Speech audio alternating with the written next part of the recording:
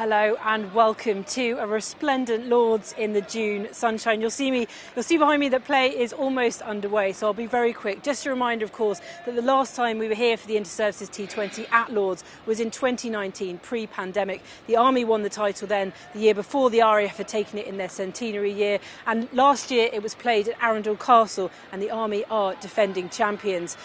We had one game on Tuesday night. That was between the Royal Navy and the RAF. The Inter-Services is already underway, and that was won by the RAF. They posted a total of 168. The Royal Navy failed to make that, very, very close, losing it by just 3 runs, or not making it by 3 runs. But I want to hand you over to our MCC commentators. The Army, of course, won the toss and elected to bat, so I'll leave you with them.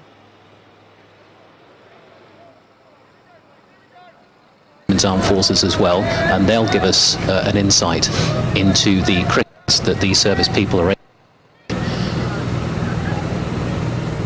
in between their day job, so to speak. So Wilnoff off quite a long run up, looks like about 15 to 20 paces to me. Barley's just having a look around the field. It's very much a defensive one-day field at the moment. No slip fielders in place. I think we're literally just waiting for the clock to strike 10. Yes, we're a little bit early actually. And well, of course, military precision, isn't it? But you'd expect nothing less. And the umpire's just waving to the scorers as the scorers are in the score box underneath Old Father Time and the clock tower to the left of our commentary position at the JP Morgan Media Centre. And Wilnoff comes up to the wicket now and bowls just outside the off stump. It's pushed out to the covers and there is no run. And we're already hearing some quite vocal support among the spectators, most of whom are concentrated in the tavern and the water. A few people in the boxes I see on the grandstand on the other side of our commentary position as well.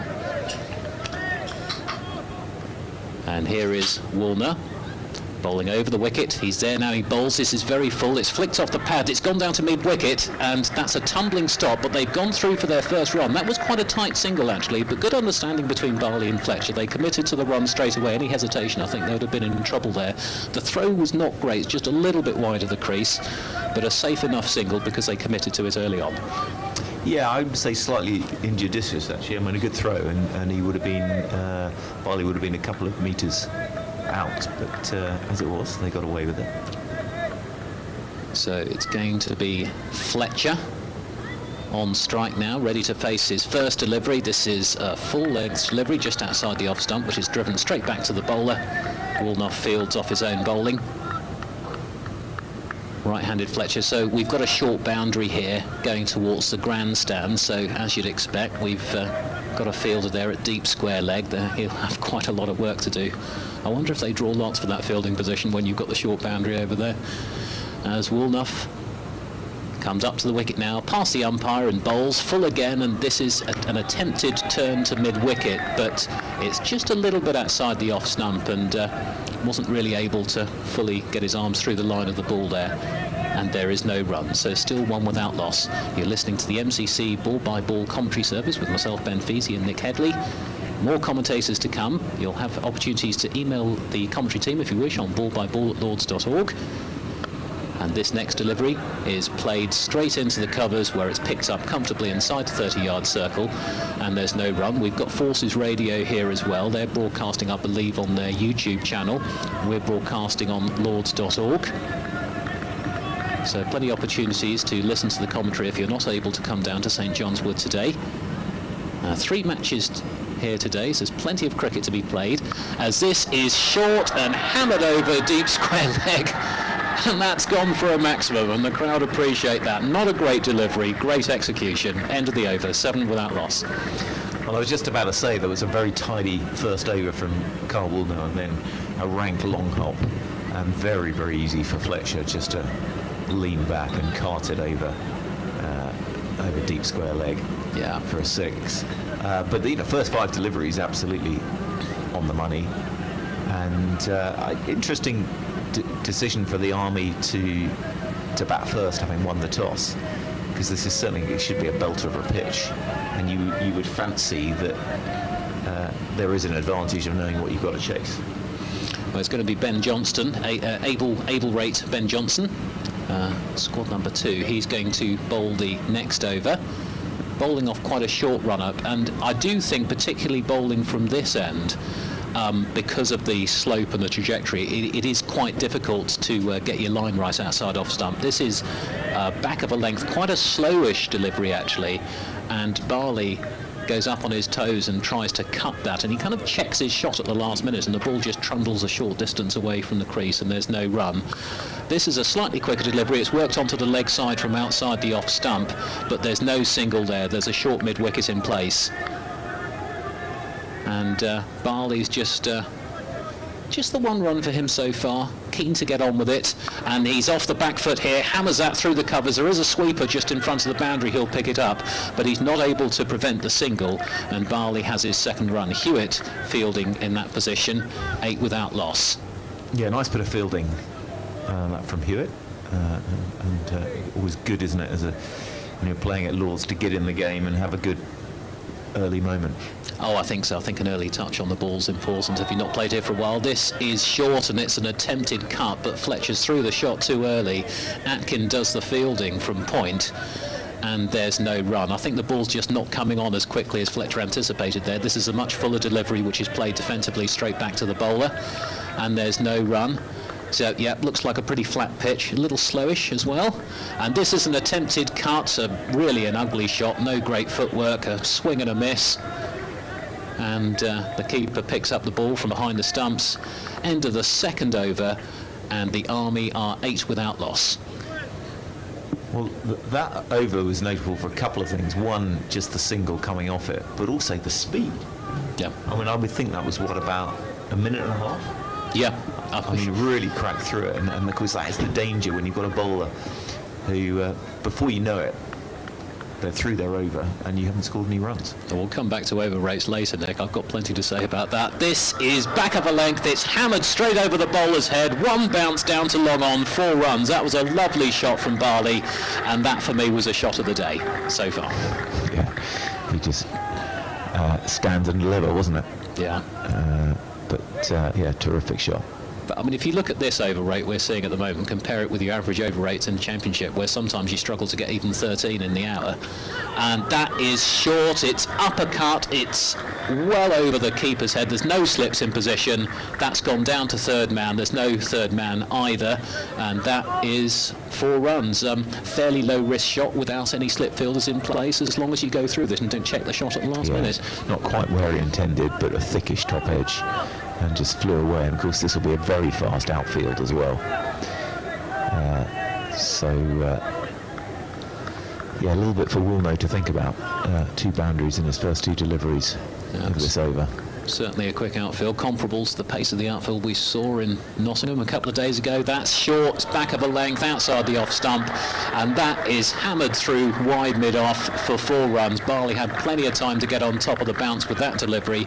He moves on to 14. He's only had 8 balls and 20 without loss, and I think we're seeing this as a true surface. It's slowish, and if you're going to bowl half trackers like that, there's plenty of time for batsmen to get onto the back foot and force it away. Yeah, pressure definitely on Woolnough now. That's 3 boundaries from his first 3 deliveries of this over, and just struggling a bit with his length. And here is Woolnough. He's up to the wicket now and bowls. This is a fuller delivery. It's driven straight back to him by Barley, and there isn't going to be any run on that occasion, and the score remains on 20 without loss. Plenty of vocal support here among the crowd. Few dozen spectators in at the moment, hopefully a little bit more this afternoon when we have the MCC women's match, and then of course the Army will play the Air Force in the 3rd match of the inter-services competition. As Woolnough runs up to the wicket now and bowls, that's very wide outside the off stump and signalled wide by the umpire, presumably aiming for the blue line, but that was just outside. Well, I think it was Barley. You see, Barley advanced down the track a little bit, and so Woolnough pushed it out. Further outside the off stump, but just strayed too far. Yeah, Atkin doing the fielding at point on that occasion, and Woolnough, his 5th delivery, coming up to the wicket now and bowls. That's short, and that has been smashed over mid-wicket, and that has landed into the upper tier of the tavern stand, and Barley has 6 more. He moves on to 20 with a strike rate currently of 200 per 100, 27 without loss. Yeah, and a couple of players congregating around Woolnough now, and giving him some advice. There'll be a change in field as well here, but this was not the plan. This over. What do we had? We've had 5 legitimate deliveries. Yeah. And 3 4s and a 6. Yeah, I don't think you can afford to bang it down halfway down the pitch. It's not that kind of wicket. You could go back of a length if you've got a quicker ball maybe, but halfway down the pitch it just looks too easy for Barley to play those kind of shots. We've got a bit of a delay now because there's no one in the top of the tavern stand where that ball is firmly planted. So they're presumably sending someone up to go and...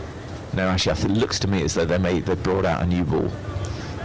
Yes, they'll have match balls with balls of various vintages, and they'll have to get a box that's as close to a ball that's 3 overs old as possible, and pick one of those. Usually with the white ball, it doesn't offer as much movement through the air or off the pitch as a red ball, but it can swing for the first few overs. That's not unusual. And here is Woolnough. He's up to the wicket now and bowls. He goes a little bit fuller, but that's still played with a lofty cross-batted swipe down to long on by Barley. Pollard does the fielding down at long on, and that's the end of the over. And I wonder if we'll see Woolnough again. He's had 2 overs for 27, and the Army are off to a roaring start, really. 28 without loss, 21 of those runs to Barley. Yeah, as you say, a roaring start. I'm also just observing in the tavern stand, I think a member of the Army has been sent into that stand to go and find the ball, and is still hunting for it. There he's found it. That will shortly come down from the stand, but you can see that the quick bowlers may be in for a torrid day. It's going to be Ben Johnson to continue. This is his 2nd over, and this is pushed out to the covers where it's picked up by Pollard, and there's no run. And well, pressure's off Fletcher, really, isn't it? I mean, he's got 6 off 7 balls, but Barley's doing all the damage, and this is an attempted cut off the front foot where Barley doesn't really move his feet at all, and the ball goes through the underside of the bat through to the keeper. Seems to be a little bit less comfortable when the ball is fuller. His attacking shots have been off shorter deliveries so far. And here is Johnson. The umpire's just holding his hand up because I think we've got a change in the field. It looks like we've got a short mid-off now as Johnston comes up to the wicket and bowls. This is short. It's bowled straight to square leg. It's gone straight down his throat, and it's been caught about a yard inside the boundary by Atkin, and Barley, out of nowhere, has holed out to square leg, to deep square leg. He goes for 21, and the Army are 28 for 1. Well, nothing wrong with the shot, apart from he just picked out the fielder. And a nice catch from Bell running to his right. Yes, Jack Bell, correction. Jack Bell, and well, exactly what the Navy needed after that very expensive 3rd over. And I can tell you that Jack Bell in his day job is a musician on the Navy. The Navy has a musician. So he certainly struck the right note there. Very good. It's the first thing I could think of, Nick. I'm sorry. I'm sure I'll get better. Well, that was a very important breakthrough for the Navy because Barley, against a short ball in particular, was all over the attack, really. Carmichael's coming in. He's no stranger to this fixture. He's played this inter-services T20 competition on at least 4 or 5 occasions that I can remember having commentated on. And he's coming in the 4th over with the Army on 28 for 1. He won't be facing straight away. That's going to be Fletcher on strike to Johnson as he pushes that down to mid-on, and he runs through for a single, so he moves on to 7. So Carmichael will face his first ball now. Johnson's got 1 left, I think, or 2 left even. 29 for 1. And do we have a change in the field here? I think we've got a point, cover, mid-off, mid-on. We've got a short mid-on, and deep mid-wicket. Fine legs coming up inside the 30-yard circle. We've got a 3rd man as well, and we've got a sweeper on the deep cover point boundary as Johnson runs up to the wicket now and bowls, and this is worked onto the leg side from an off-stump line, and Carmichael will have his first run. He gets off the mark at the first time of asking, and that takes us No, there's one delivery remaining in the 4th over, so that takes us to 30 for 1 with Fletcher on strike. As Johnson moves up to the wicket now and bowls. This is outside the off stump, but it's played straight to the covers where it's been caught. And now Fletcher goes. Both openers have gone inside the first 4 overs, and the Navy are getting right back into this game. It's 30 for 2, and Johnson has 2 wickets. And after a few more words from Nick Headley, I will hand over to Alan Radford. What a fantastic over from Johnston. Really regained the initiative there from the Army after that very expensive Carl Woolnough over. And that one was... Fletcher was just looking to turn it into the leg side. He got a leaning edge and it just popped into the hands of Rogers, who had just to dive slightly forward. And somewhat disconsolately, Fletcher walks off. So the new man coming in, Wiseman, and well, a very eventful first 4 overs, Alan.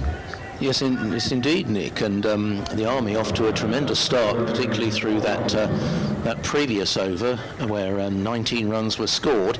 But Johnston, who impressed us first of all, as you mentioned, with the speed with which his over, but 2 wickets in that over have the 2 openers gone have set the Army back a little bit. Nonetheless, they are 30 or 4 overs, which is a good start in runs, but they will be concerned to have lost that couple of wickets. And not totally surprising, we have got a change of bowling now from the pavilion end, so Woolnough is being taken off, and it's Geron John who has the ball in hand. Geron John, who is Able Rate Catering, so he's a chef during when he's not playing cricket, and he's coming in now off a run-up and up to the stumps, and he bowls, and Carmichael advances down the pitch. There's a half-hearted appeal for leg before wicket, and as it trickles out into the offside, the umpire is unmoved, and that one was just short of a length, and Carmichael was not quite to the pitch. But you can see the medium pacers are likely to have a better day of it than quick bowlers, as Geron John comes in, and this one's just tickled down towards fine leg. There's a player coming in after it, and they are able to come back for the second run. So the score moves on to 32 for 2. Carmichael moves on to 3. He's just faced the 3 deliveries so far after the 2 departures. 2 wickets in the last over. There's this one from John, short of a length and just turned into the leg side nicely by Carmichael towards square leg, and they come through for an easy single. Carmichael's made a very busy start, hasn't he? He's looking for those singles to keep the score moving after the loss of those 2 wickets and keep the momentum up. And so that brings Wiseman onto strike. He's just taking his guard now. Wiseman, he's got 55 on his shirt, and just have a look, it's Graham Wiseman, Sergeant Graham Wiseman, and so he's settled over his bat as John ambles in and bowls, and this one, well, Wiseman just allows to go outside the off stump, offers no shot at it, and through to the wicketkeeper. So a rare dot ball, 33 for 2 on this wonderful, wonderful day at Lord's. There's barely, looking at the flags in front of us, there's barely a breeze. So it could be hard work for the fielders. And this one from John is just played very correctly by Wiseman. Comes forward, trickles out into the offside, and another dot ball. But yeah, I think it could be towards the end of the day,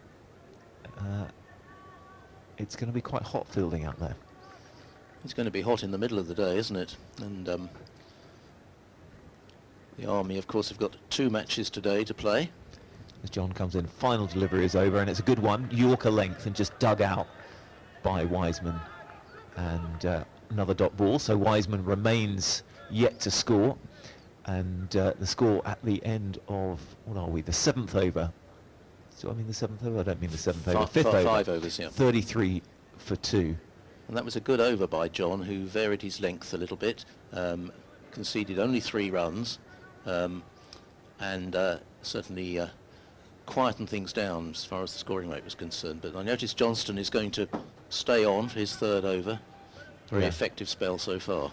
Unsurprisingly, exactly. So he is coming up to bowl now into Carmichael, and this one is a lovely looking shot, but actually it's a drive down the ground which looks certain for four, but it struck Wiseman's boot, and he did a great bit of fielding, which meant that actually it just trickled to another Navy fielder and no run. He deflected it straight to mid-on, didn't he? And well, this one from Johnston not so good to the left-handed Carmichael. He's strayed down the leg side and it's been signalled wide. So one more onto the score, 34 for 2. Johnston, who gets through his overs very quickly, he's back at his mark, ready to go. And this one is, well, it's carted by Carmichael, and it's just got over the boundary rope for 6. Nothing particularly wrong with the ball. Fullish length, and Carmichael just leant into it and just carted it over. I suppose deep would make it area for a 6, so 40 for 2. Carmichael moves swiftly on to 10. Strength and timing only, I think, there. Yeah, certainly he's got a good eye. We're just playing around with the field a bit now. Johnston wants a bit of cover on that deep mid-wicket boundary, which is a smart move actually, because that one, if he had had a field out there, would have gone straight down a player's throat. And this one from Johnston just pushes Carmichael onto the back foot. He's a bit tucked up, and so not really able to do anything more than push it out for Johnston to do the fielding off his own boundary. But bowling, he's in again. Full toss this one, which Carmichael's missed. They're going to come through for a quick single, and they are going to make it, as the wicketkeeper wasn't able to take it quickly. So they get through. Carmichael will feel he missed out rather, that one. It wasn't a particularly well guided full toss. No, not very well directed, and there was a chance there. But I noticed Johnston, he's off his own bowling, he's doing the fielding, and he's running back to his mark, which is something you see very, very rarely. No, he's a role model in just cracking on with the game. The umpire's just holding us up a second, as it's Wiseman on strike to face delivery from Johnston now, and this one is tickled down the leg side. It's actually been called a wide, and it's going to be 4 wides. It's running away, crossing the boundary rope now in front of the pavilion. And Johnston, just this over having been very tight for his first 2 overs, just lost a little bit of line and length. I suspect the left-hand, right-hand combination is just throwing him a tiny bit. So that's another 4 to the score, 45 for 2, as Johnston's in. It's short of a length and looked to be cut away by Wiseman, but nice bit of fielding by Alvin Pollard. And no run, so that is the end of Johnston's 3rd over. He's got very tidy figures, 3 overs, 2 for 10, and the Army are 45 for 2.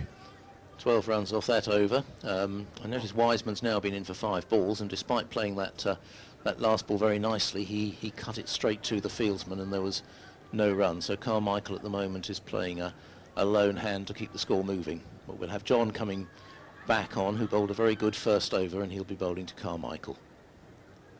Yeah, so Jaron John is just checking his field now, just organising it a little bit. He's sending back a man, I think it's Woolnough actually, who's being sent back towards the fine leg boundary. It'll be Carmichael 10 not out to face, as John is in, and this is a full delivery, and there's a big appeal for leg before. John wants it, but umpire is unmoved, and difficult to know really. Was that outside, pitching outside leg? Difficult to know. If it was anything, it was probably that. Certainly John was impassioned in his appeal, and came down to Carmichael, and 1 or 2 words were exchanged, I think, but it doesn't make any difference. The umpire was unmoved. As John comes in again, the short of a length, and well, it's trickling back onto his stumps, but it's not quite made it. Carmichael looked to turn it into the leg side, and got a little bit on it, and the next thing you know, he looked back to see it trickling towards the stumps, but didn't actually have enough momentum to get into the stumps. So we're certainly having a bit of excitement in these first 2 deliveries. We are. It's heart-in-mouth stuff there for Carmichael, but no momentum on the ball, fortunately for him. as Johnson bowls, and a big flash from Carmichael outside the off stump, and he misses, and it goes through to Atkins behind the stumps. So good over so far from John. John is fired up, and an arm in the air for that one as Carmichael played at it in vain. Carmichael surveys the field, probably just thinking it would be good to get a single, and this one he does indeed. He just turns it nicely into the leg side. Woolnough, well, in fact, Woolnough, a little misfield from Woolnough down a fine leg just in front of us, and so they were able to come back for a second, just to relieve a little bit of pressure on the Army after their momentum has been slowed a bit. Carmichael moves on 12.47 for 2. As well, this one is just carted down the ground. There's a player back in front of the pavilion at mid-on, so it's only a single, but a lovely looking shot from Carmichael. Was aerial, and one bounce into the fielder who came in off that deep mid-on boundary. So 48 for 2, and this will be the final ball of John's second over. It brings Wiseman on strike, who's standing very correctly over his bat at the moment, waiting. As John comes in, and well, Wiseman advances down the pitch and is just able to turn this into the leg side down towards deep square leg, and he gets off the mark with an easy single. So the end of the 7th over, and the score is 49 for 2.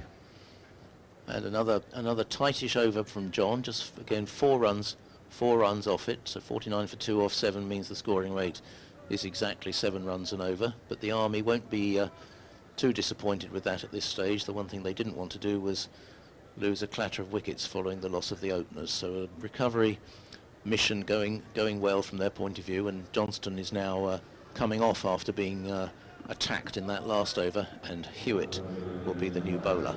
Yeah, Lance Corporal Sam Hewitt is coming on. He's just measuring out his run-up. I would say it's probably about 10 paces, something of that order. He will be bowling to Wiseman. From the nursery end. We're not quite in front of the pitch from the media centre here, so it's just off to our left, which makes things like us discerning LBWs and so on that bit harder.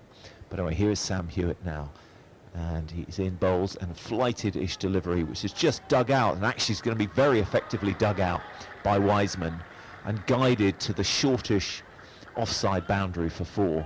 It looked fairly innocuous shot and was probably good for a single, but in fact you just saw the pace of the outfield there and just took it away, and it bisected the 2 fielders. So that brings up the Army 53 for 2 in the 7th over, as Hewitt's in bowls, and he beats him outside the off stump. Wiseman just came forward, prodded, ball possibly just moved a little bit off the seam, but didn't clip the edge of the bat. Nice looking delivery. Good delivery, and you were commenting on the outfield. We can certainly expect the outfield to be very quick today. We haven't had significant rain here for a few days now, and it will move quite fast after the hot weather. Hewitt bowls, and that's wide-ish outside the off stump. A little flash by Wiseman, doesn't make contact, but that can't have been far away from being a wide either. But Hewitt got away with it. So the score remains 53 for 2 in the 7th over. As Hewitt bowls, and this is flat batted down the ground. It's going to be one bounce into deep mid-off's hands and just a single, but wasn't far away from being catchable, that one. But nonetheless, one more to the score. 54 for 2 brings Carmichael, the left-handed Carmichael, onto strike. So we've got the field moving round. Alvin Pollard just heading towards cover at the moment next to the umpire, and then a couple of fielders out on the leg side boundary. It's Carmichael batting his bat into the ground. Awaits this delivery from Hewitt. It's shorter delivery, it's down the leg side and quarter wide. It is that left-hand, right-hand combination that just makes it a little bit more difficult for these bowlers. 55 for 2 is the score. Hewitt has been pretty tidy so far. 4 deliveries, just 6 runs conceded. And he's bustling in now. And this one, well, it's toe-ended by Carmichael and just trickles out into the leg side.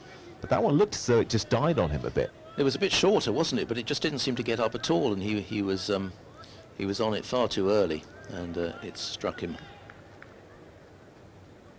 Just deceived, do you think, a bit by the pace, that it wasn't one as quick as he expected, or possibly a bit of aerial bounce?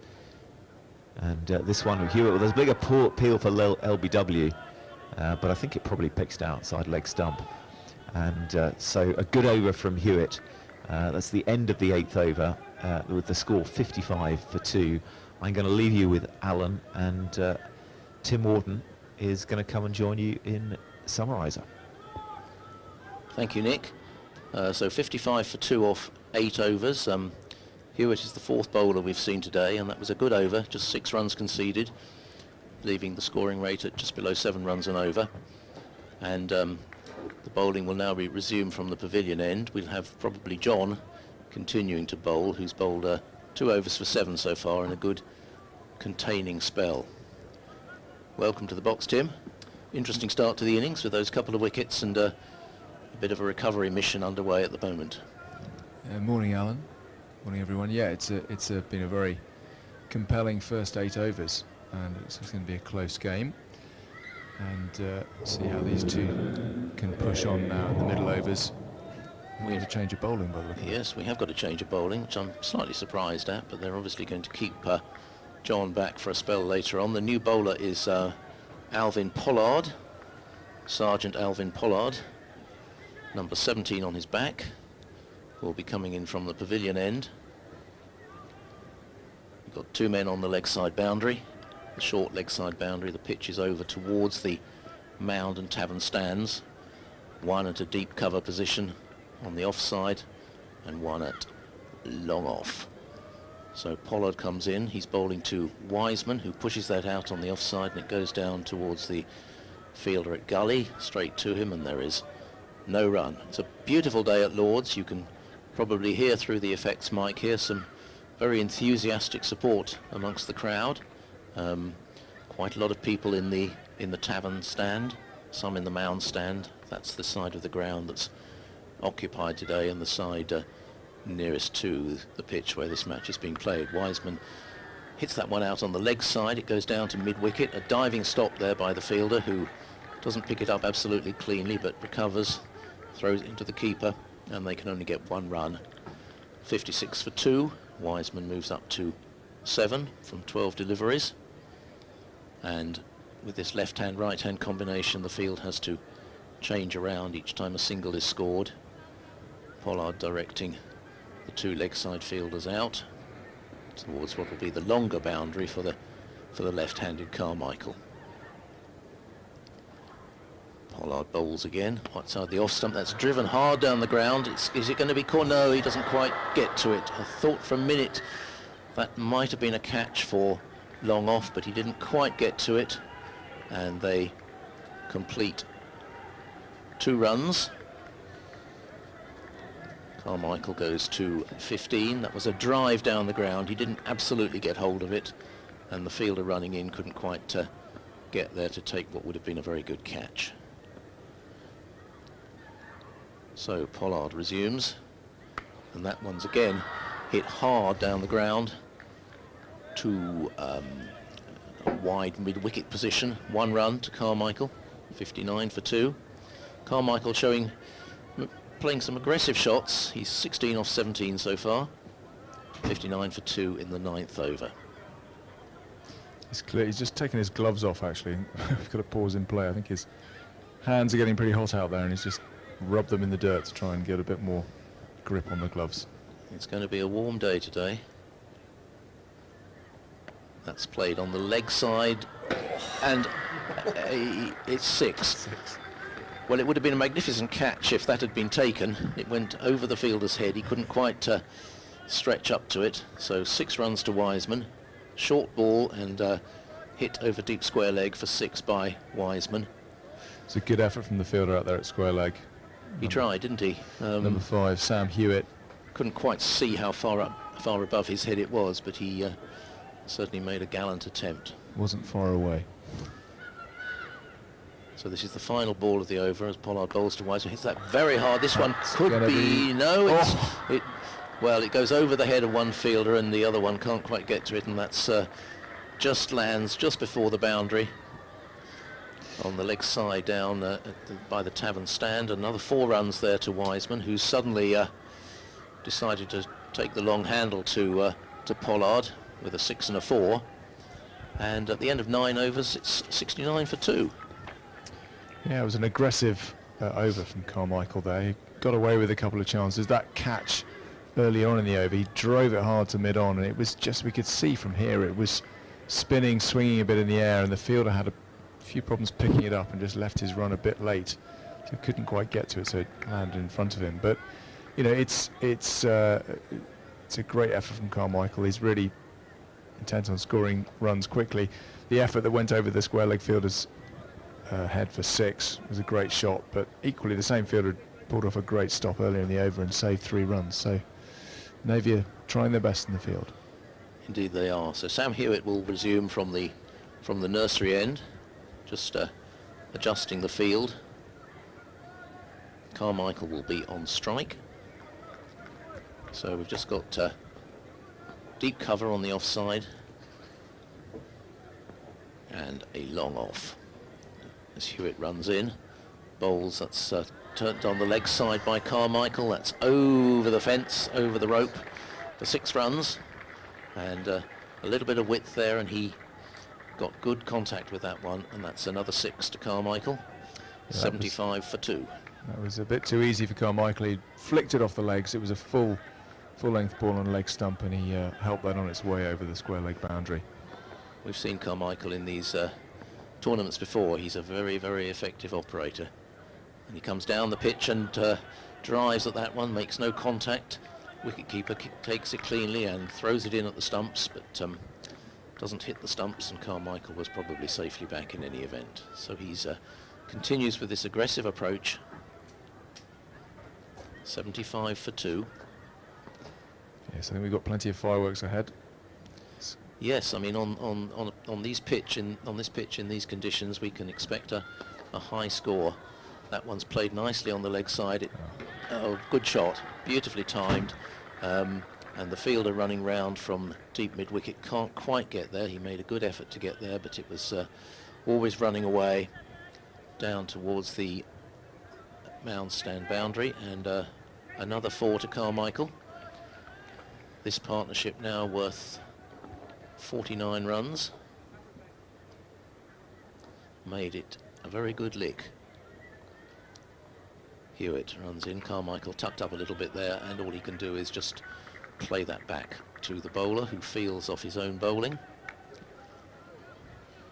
It was a better delivery from Hewitt, and the challenge they have, the Navy, and it's a challenge the Army will have when they're bowling, is that short boundary, defending it. They've got men on the boundary, but there's only so much you can do. That previous boundary, the 4 from Carmichael, he bisected the 2 fielders with a lovely stroke. Hewitt runs in.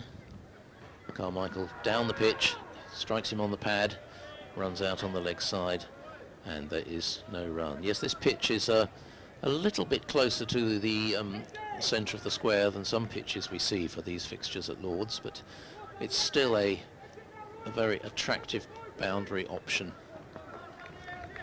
for the left-hander batting at the pavilion end of the ground. And Hewitt, right arm, medium pace, bowls to Carmichael, who drives that one down to long on, running in.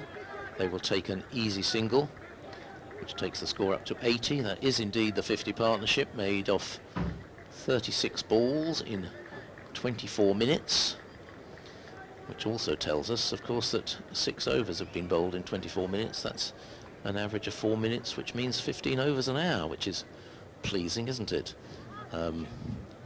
As there's going to be a slight delay for some equipment changes. Could be a change of headgear or a drink, I'm not sure, but Yeah, it was interesting, that over from Hewitt. The balls that went for boundaries were the fuller balls, and when he dropped to just back of a length, actually Carmichael struggled to get it away. That seems to be a more productive length for Hewitt. And of course you've got to get the line absolutely right. If you drift onto leg stump, you're in trouble with that short boundary. But the Navy are taking drinks now. It's an opportunity to have a quick break as the two Army batsmen have a drink as well. It's hot work out there. We're lucky that we've got cooling in the box. Feels very comfortable in here, but it must be hot work for them out there. It's only going to get hotter. Yes, it was very warm walking down from St John's Wood this morning, and temperatures today expected to hit 30 or so, and probably even hotter tomorrow. And then for the T20 match on Sunday, it could be down to 20 degrees and light rain, I saw this morning. So a quick change both up and down, but the repairs have been completed. The support staff running off. Now we've got the Army team in a dugout, of course, just below the scoreboard, outside the Allen stand. And we've got Pollard, who's just bowled the 1 over so far, directing his field now before the start of the 11th over.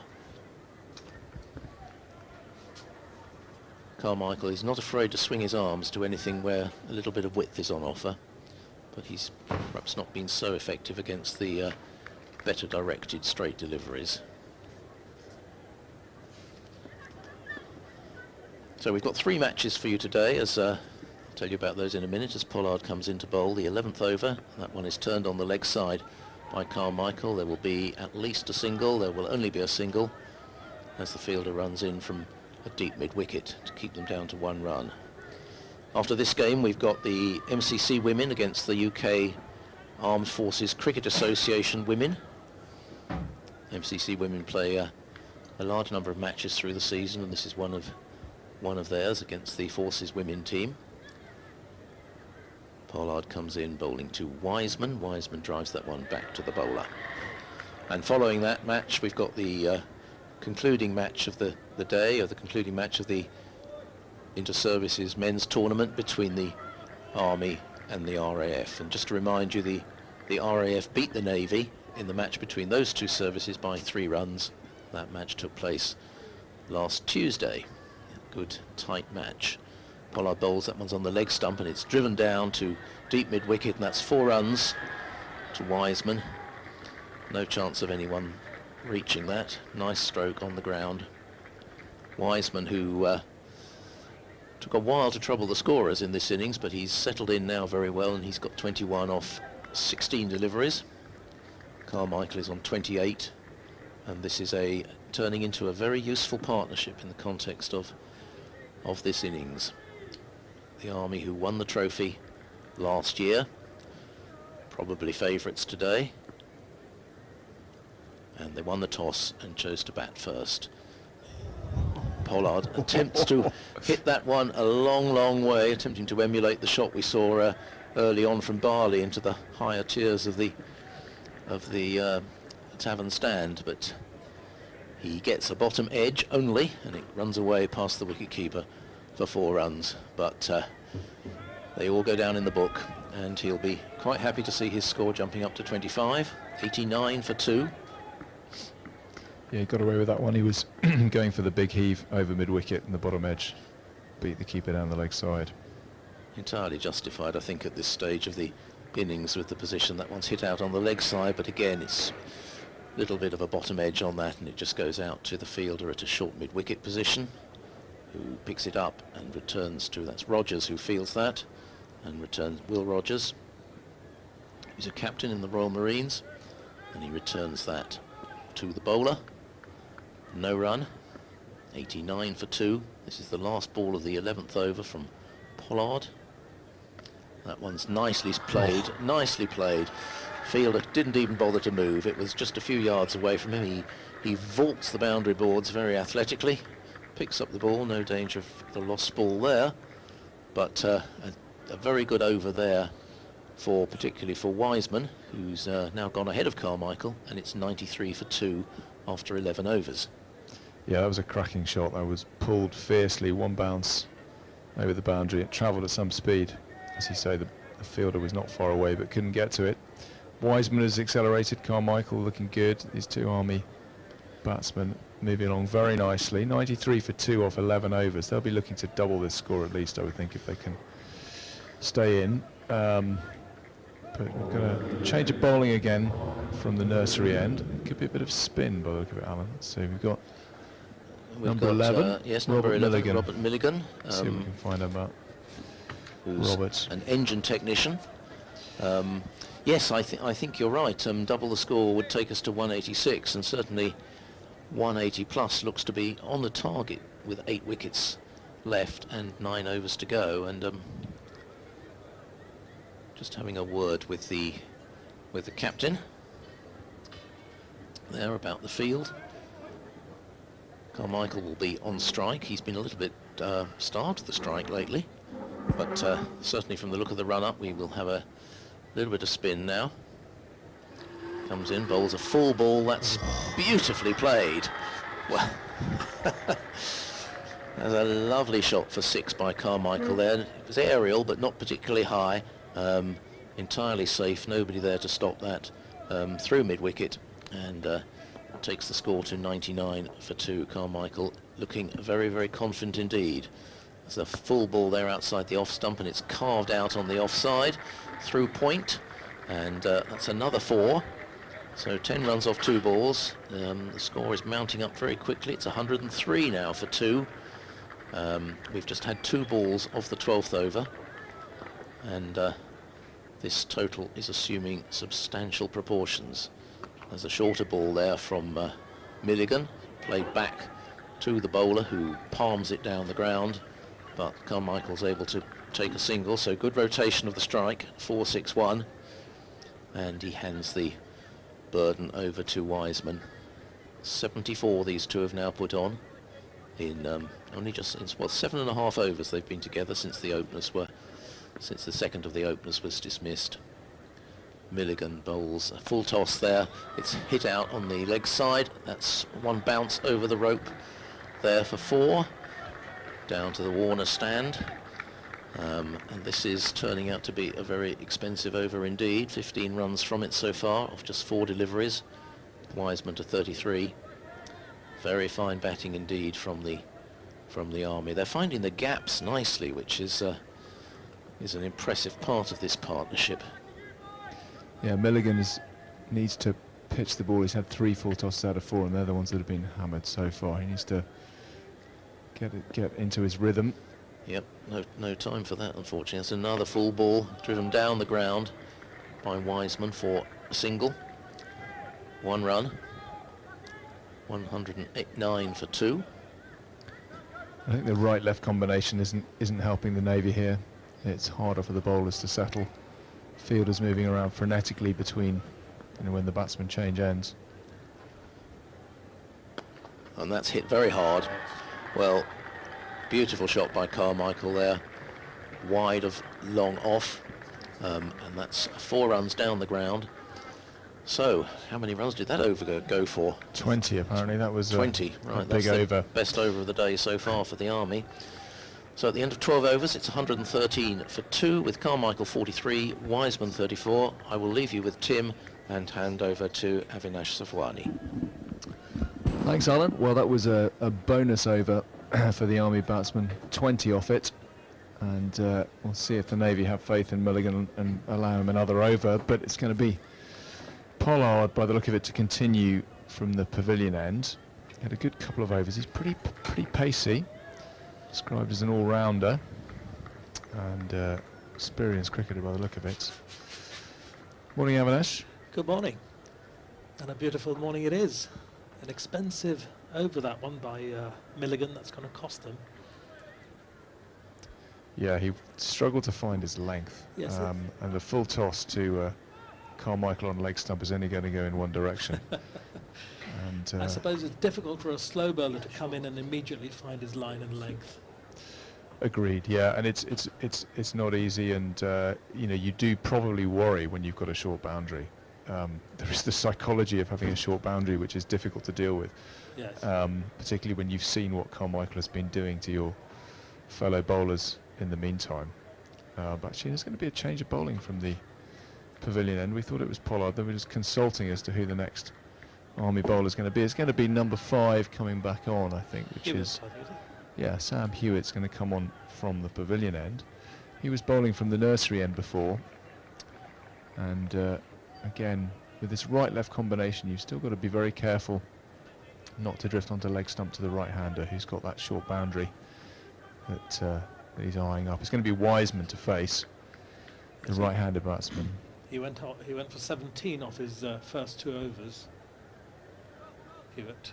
Relatively economic, given the Army run rate of 9.4.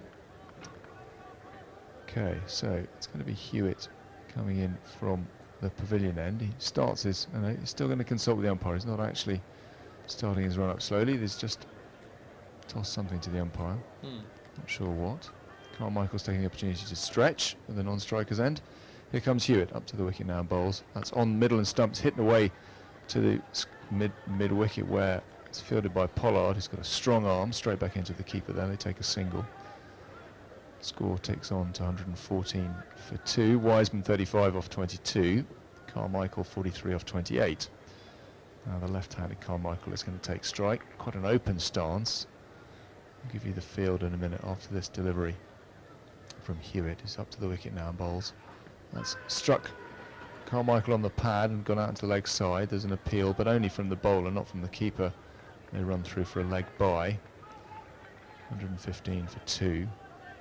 I think that was drifting down the leg side. I think from here we can see that. Yeah, it didn't look plumb, has to be said. So the field, they've got 2 out on the boundary on the leg side. They've got a deep mid-wicket. Actually got 3, a wide long on and a long on. Here's Hewitt again. It's a shorter ball that's hit up in the air. Is the keep fielder going to get there? Dives for it, doesn't quite make it. It's gone for 4 in cow corner zone. And Wiseman again has given that the treatment, heaved it into the cow corner part of the field, and that's another 4 runs to him. He goes to 39. The Army to 119 for 2. It's that short boundary again, isn't it? I mean, there were 2 fielders technically who could have made that, but it's such a short boundary on that side today. It's up to the wicket again. That's a fuller ball, driven, didn't quite get hold of that, Wiseman, but it's gone up to the man at long off, and they trundle through for a single. And change of fielders at this stage, so the left-handed Carmichael is going to be facing. There's 5 on his offside, 4 on the leg, and including 1 right out on the square leg boundary, and they've got the men out at cow corner and long on as Hewitt comes in again. Short of a length, that's guided very deftly through the gully area for 4 runs by Carmichael. It was, he just let the ball come on and guided that nicely away into the vacant 3rd man area. Yeah, it's a beautiful shot. He used the pace of the ball and just glided the shot down to the boundary. It's nice batting because, the bowlers have seen these 2 advance and try and hit the ball hard over the top, and then just to wait for it, keep the bowler guessing as to quite what's going to happen next. It was well played. He moves to 47, 124 for 2 as Hewitt continues. That's a fuller ball driven into the onside. They're going to get at least 1 there as that goes out to square leg. And it's a 1 or 4 game at the moment. Avinash, I think there's not much in between, is there? That's the end of the over. Yeah, and Carmichael is 48 off 31 deliveries, and Wiseman 40 off 24. They're both batting really well. The Army really started very well, and then there's 2 quick wickets by Johnston slowed them a little bit, but these 2 have really picked it up, and of course lots of wickets in hand, so we're in for an exciting finish here. Absolutely, they've done well, these 2, and I think we are going to have a change of bowling. The scoreboard hasn't caught up with it, but I think the man with the ball is number 2, Ben Johnson, and he's going to bowl to the left-handed Carmichael, who's on 48. It looks like he's a left armer. Let's have a look. Just setting his field, trying to work out what to do with that short leg side boundary. I think what, other than put 2 men on the boundary and a man out at long on. Right, he's coming into bowl now. He's actually right arm bowling over, and that was carved over square of the wicket and gone for 4 by Carmichael. That takes him to 50. 52 off 32 balls. That's an impressive knock. 5 fours, 3 sixes, 41 minutes. It's been a bit of a blitzkrieg. He's done very well. Just raising his bat to the team bench. That's an excellent 50. So yeah, it's Johnson who's continuing to bowl from the nursery end. He's bowled 3 overs and taken 2 for 14. He's the wicket taker. That's another great shot from Carmichael. Carved through the leg side. The 2 fielders out of the boundary, can't get to it in time. It's 4 more runs. If you drift onto leg stump, there's a real risk that's going to happen. Johnson's quickly back in though. Gets through his overs quickly. And that one's fooled Carmichael. Seemed to sit up a bit and he didn't know what to do with that, and there's no run. 133 for 2, the Army. Johnson rattling through these overs as he did before. He's in again, bowling round the wicket to the left-handed Carmichael, who just guides that out into the point area, and there is no run. Carmichael twizzles his bat. Johnson turns efficiently at his mark. It's a shorter ball, almost played on there, Carmichael. There's something happening when he bowls a bit shorter, which Carmichael can't work out by the look of it. There's only 1 ball left in this over. So he's charged through it. Right, last ball to the left-handed Carmichael. That one's short. It's gone down leg side. He's missed it. They're not even going to take a leg by, but I think there's no wide. No, I think the umpire thought about it. He seemed to be about to signal a wide and then changed his mind.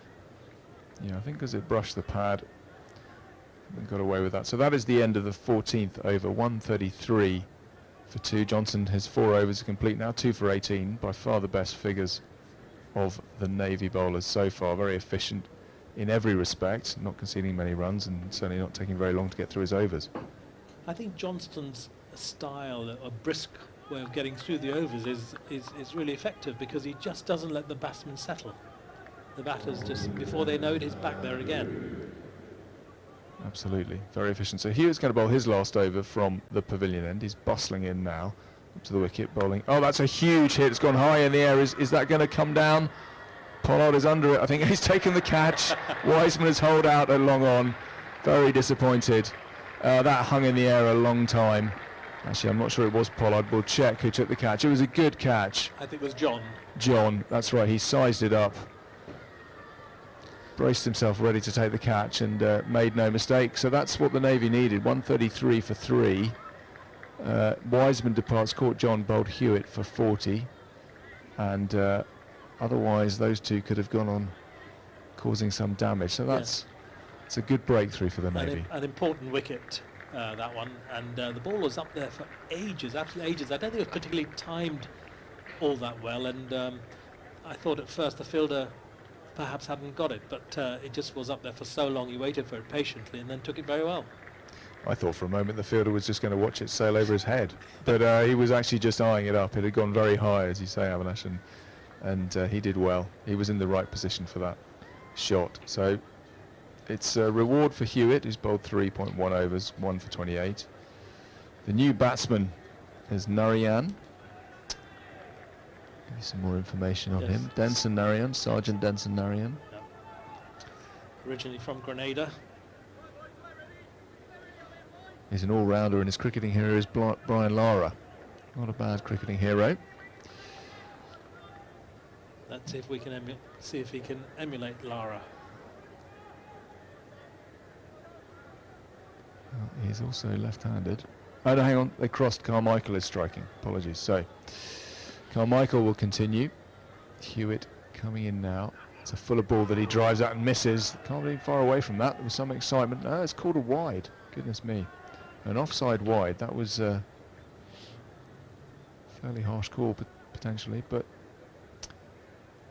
it's another run to the total. 134 for 3. The extras go up to 10. They haven't featured too strongly. The bowlers have done pretty well in that respect. And Carmichael is 56, not out of 37 balls. He takes a look at the field, particularly on the leg side. The longer boundary to him at this end. The ball from Hewitt is short of a length. He's appealed for LBW. There's no run. There's no interest from the umpire. And Hewitt picks up his own bowling, gets a pat on the back from the keeper, who runs up There's a bit of more of a buzz to the Navy fielders after that wicket. Yes, I think their shoulders were beginning to drop, but that's made all the difference. And that was actually a good delivery. Batsman was quite far forward, though, so the umpire didn't feel comfortable giving that. So Hewitt turns again up to the wicket now. Right arm over the wicket. That's turned into the leg side. They run the first quickly. I'm not sure they'll come back for a second. No. Carmichael says no.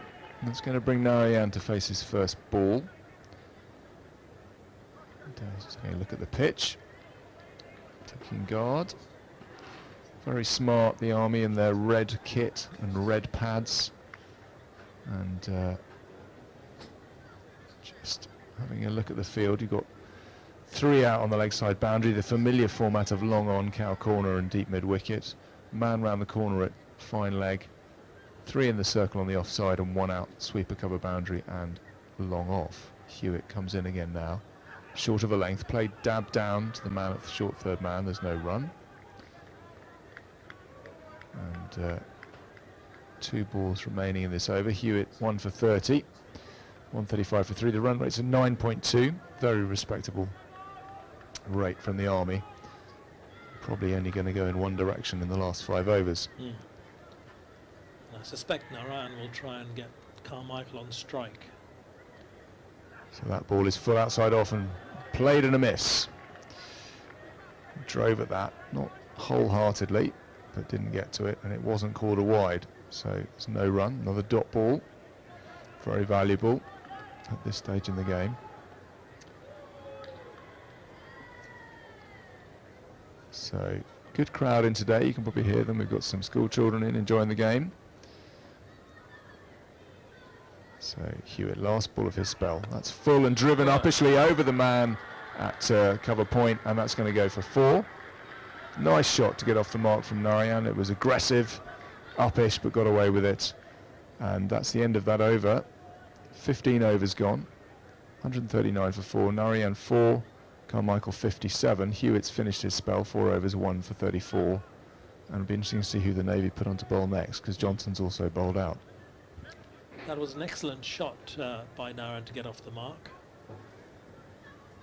Not really in any danger. He had a couple of sighters before that, and then connected with one. So it keeps his run rate at a respectable level. Now, got a bit of hustling and bustling in the field as the Navy takes some drinks. There's going to be quite a lot of that today, given the temperatures. Looks like bowler number 10 is going to come back on. Carl Woolnough, if I've said that correctly. He opened the bowling, I think. He did, yes. Yeah, and yeah. He's... I think he was previously bowling from the pavilion end and is coming on at the nursery end now. Yeah, so change of ends for him. He's going to be coming around the wicket to the left-handed Carmichael, setting his field. A couple of men in on the leg side. 3 of them out on the boundary, and I've got 1 at long off, deep cover point. Here he comes. That's a full ball. It's a full toss that Carmichael stretched for, got some bat on it, but then again, oh, they're going to take a single. They're going to take on the arm from the man at long off. They're going to have to hurry. Oh, it was fumbled by the keeper because Carmichael was struggling there. He didn't think that the throw was going to go to the other end, but he got away with it. It was not a bad throw, and if the keeper had gloved it straight away, then I think he would have been out. He was not in his ground. Absolutely, I agree with you there, Avinash. That was a close run thing for Carmichael. That's one of the rare 2s we've seen, actually. As I said, it's been a bit of a 1, 4 and a 6 game so far, but all no continuing. That's driven firmly. It's a full toss. It's going to go to the man at long off, and they only take a single this time. They're not going to chance his arm a second time. And that will bring Narayan on to strike. Carmichael goes to 60. Quite a large number of full tosses in this match, in this innings. Yeah, certainly. I mean, there were a lot from that first and only over spin from Milligan, and you know, I think the bowlers they'd see it as a weapon. You know, the slightly wide full toss, to the extent you can get away with it outside off stump. Yeah. But you've got to be very careful that it, you know, they could be going for the Yorker, they could be going for the wide fuller ball, but it does seem on a few occasions to have ended up as a full toss. It's been spanked somewhere around the ground by Carmichael. or Wiseman. Okay, a bit of a pause as they change the field and organise the field for the right-hander. People moving around here. It's quite crucial in these later overs that the Navy get this right. Got men coming in, men moving out. It's a military operation, but I think we knew that was the case. Right, it's going to be Walner to continue. That's a good ball. Almost squares Narayan up, actually. He fielded off his own bowling. Dot ball, nicely bowled. Looked like might have nibbled a bit off the pitch, but Narayan wasn't on top of that one. So fielder flying in from mid-wicket now. That one is a fuller ball, driven firmly, but only as far as the man at mid-off. I'll just take one. Don't think they'll chance a second there. And that's, the Navy will be happy with that. Single off that ball. Brings the left-handed Carmichael on strike with a short boundary on his leg side. So Woolner will be focusing on not bowling, not drifting onto middle and leg here. See what he can do as he comes around the wicket now to Carmichael. It's a fuller ball, driven firmly. It's not going to get to the boundary, I don't think. The man from... Oh, long on is going to get there, almost fumbles. They're going to take a second. And this time Carmichael can stroll his second without any danger as they get home. It's going to be the end of... I think that's the end of the over. Yes. Or have we got one to come? No, there's one to come, sorry. 145 for 3, Carmichael 62. Narayan 5, last ball of this over. Carmichael back on strike, having taken 2 off that last ball. That one is thumped down the ground. Is he going to reach the man? Oh, it's caught. He's taken it on the second chance. The man at long on has taken it. He looked like it popped out, and then he fell forward and caught it. It's a great catch. That was hit very firmly by Carmichael. It's a great innings from him, to be fair. 62 off 43. He's really put the Army in a strong position. 145 for 4. And a wicket for the opening bowler, Woolner. I will leave you, Avinash, to talk about where that leaves the game and hand over to Ben. So 145 on the board for the Army. That was a crucial wicket and an excellent catch taken on the long on boundary by the fielder running in from there. 145 for 4 as we welcome Ben Feasey back onto the commentary box. A beautiful day here at Lord's. Yes, it certainly is. Thank you very much, Avinash. Nice to share the airwaves with you for the first time today. Yes. And yeah, the Army were surely odds on for 180 to 200, maybe a bit more than that, with just one of Wiseman or Carmichael at the crease. Crucial breakthroughs here for the Royal Navy. They're already facing a reasonably challenging total already, but if they can keep them under 180 with 2 relatively new batsmen at the crease, Boynton's just come on, and John, who bowled very successfully early on, is coming back for his 3rd over, then I think the Navy have got a good chance of keeping them to 180, maybe a bit below. And it'll still be a tough run chase for sure, but it's a fast outfield, it's a slowish pitch where you can really punish the short ball, and they're giving themselves a much better chance than they had 5-10 minutes ago. Yes, indeed. So just a reminder that this is the MCC ball-by-ball commentary service coming to you from Lord's on this Inter-Services T20 day. This fixture, of course, last year was played at Arundel in the grounds of the beautiful Arundel Castle because of fixture congestion here at Lord's after the COVID situation. But they're back here this year, and it's a beautiful sunny day. 23 degrees at the moment and predicted to get to about 28. The Navy, John is coming in from the pavilion end to bowl his 3rd over, and Narayan is facing him, and he has hit that into the air to the fielder at long on, who takes a catch, and that's Johnston again fielding out there. Yeah, he didn't really get all of that, Avinash. It was a cross-batted stroke. Yeah. He got a thickish leading edge, and he just didn't have the elevation to get it over long on. So that's the 6th wicket down for the Army, 145 for 6 now. And the Navy, who were really struggling in the middle overs of this innings, are really coming back strongly for the death overs. Yes, full credit to the Navy. They've really come back well in this match, because at one stage, as you say, it was looking as if it was running away from them. 145 for 5. So the Boynton it still hasn't got off the mark, and Hill is the new batsman coming in. Yes, 5 down, not 6, excuse me. Sorry about that. And so Boynton and Hill sporting the army red, not the Red Army, that's something else. Are going to try and make what they can of the last 3 overs and 5 deliveries to get the army a little closer to 200. It's going to be a really tough ask because they've not got an awful lot of time to play themselves in now, and they're up against who, for me, has been the pick of the bowlers for the Royal Navy thus far. Yes, he's bowled very well, John. So he's just into his 3rd over. So far he's got 1 wicket for 7 runs, and it's the left-handed Boynton who is going to take strike from this nursery end. The man on the cover boundary, fielder at long off, extra cover point, and short 3rd. I'll come to the leg side in a minute as in comes John, and that ball is sort of driven out onto the offside, not with any real conviction, and they take a quick single. 146 for 5. That will bring Hill, the right-handed Hill, on strike. He takes guard from the umpire, so he will now have that short boundary on the left hand, on the leg side, which he's eyeing up. In comes John past the umpire now, and that's a good delivery on a good length. It's played defensively back to the bowler, who fields off his own bowling. So we've got men right back on the drive, long on, long off, but there are runs to be had down the ground if you can get it dead straight, but very difficult to do when you've only faced a ball or 2. Yeah, that's the thing.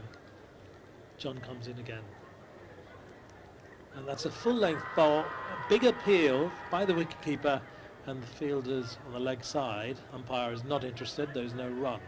146 for 5 the score.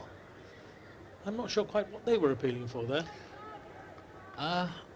My gut was it was an appeal for LBW, but I'm sure he toe-ended that before it hit either the bottom of his pads or his boots. I think that's what happened. This next delivery is driven down the ground. The fielder from long off runs in and fields. That's Milligan out there. I think that's what they've just got to try and keep the scoreboard moving along. There's always a single down there if you check your drive, because the men are right back on the rope for the drive. Yes, and it's not so easy with 2 new batsmen at the crease. The last ball of the over is cut out onto the offside, and Boynton set off on a run there, sent back correctly by his non-striker, and just about made it because there was a hit onto the stumps by the fielder, direct hit onto the stumps. Now the Navy have got a bit of a dilemma here. Presumably John will come back on and bowl the 19th, but who's going to bowl the 18th? It looks like Wilnoff is going to continue and bowl the 18th, but he has gone for a few now. He did get that very important wicket earlier in the innings, but he has gone for 11 and over. He has been pretty expensive. And this will be his last over, so they'll have to figure out who is going to bowl the 20th. John can't bowl from both ends. So well, I think the spinner unfortunately had a very bad first over when they took him off straight away. So Milligan, I think it was, and I wonder if they'll bring him back. But that will be a dangerous strategy. I don't know who else they've got. Yeah, so they could go with... Milligan's gone for a few, hasn't he? I think he's gone for about 12 or 13 and over, something like that. I'd go with pace back on the ball, actually, rather than pace off. Yes. A nice crowd building up now. Lots more supporters in the tavern stand mainly. Lots of members in the pavilion that we can see all enjoying this very entertaining cricket. I wonder if they thought it was an 11 o'clock start, Avinash. There's much more population down there than there was an hour ago. You're right, yes, that could be the thing. And a few of the boxes in the grandstand also populated, including the President's box there. In comes Wilnoff. And a attempted diving stop there in the covers, but they take a quick single. I think that's hurt him actually, Avinash. That was a rank long hop. It was the right shot to play, but it went straight to extra cover. Initially I thought the ball had deflected into his face actually, but yeah, actually, I don't know whether it was hurt or whether he was just disappointed. And he was just hanging his head in yes, disappointment. Yes, I think that's what it was. The shot was on, it was just the execution. But the other fielder also thought he'd been hurt, so he came up to him, and anyway, he's fine. So 148 for 5. We're in the 18th over. Boynton is on strike, left-handed Boynton, and he plays at that outside the off stump, doesn't make contact, and the ball goes through to the wicket-keeper. Yeah, good ball. It's not a bad strategy actually. Just aim for that blue line outside the off stump, get it on or just in that line, make them reach for it a little bit in the closing overs. I think is a good tactic.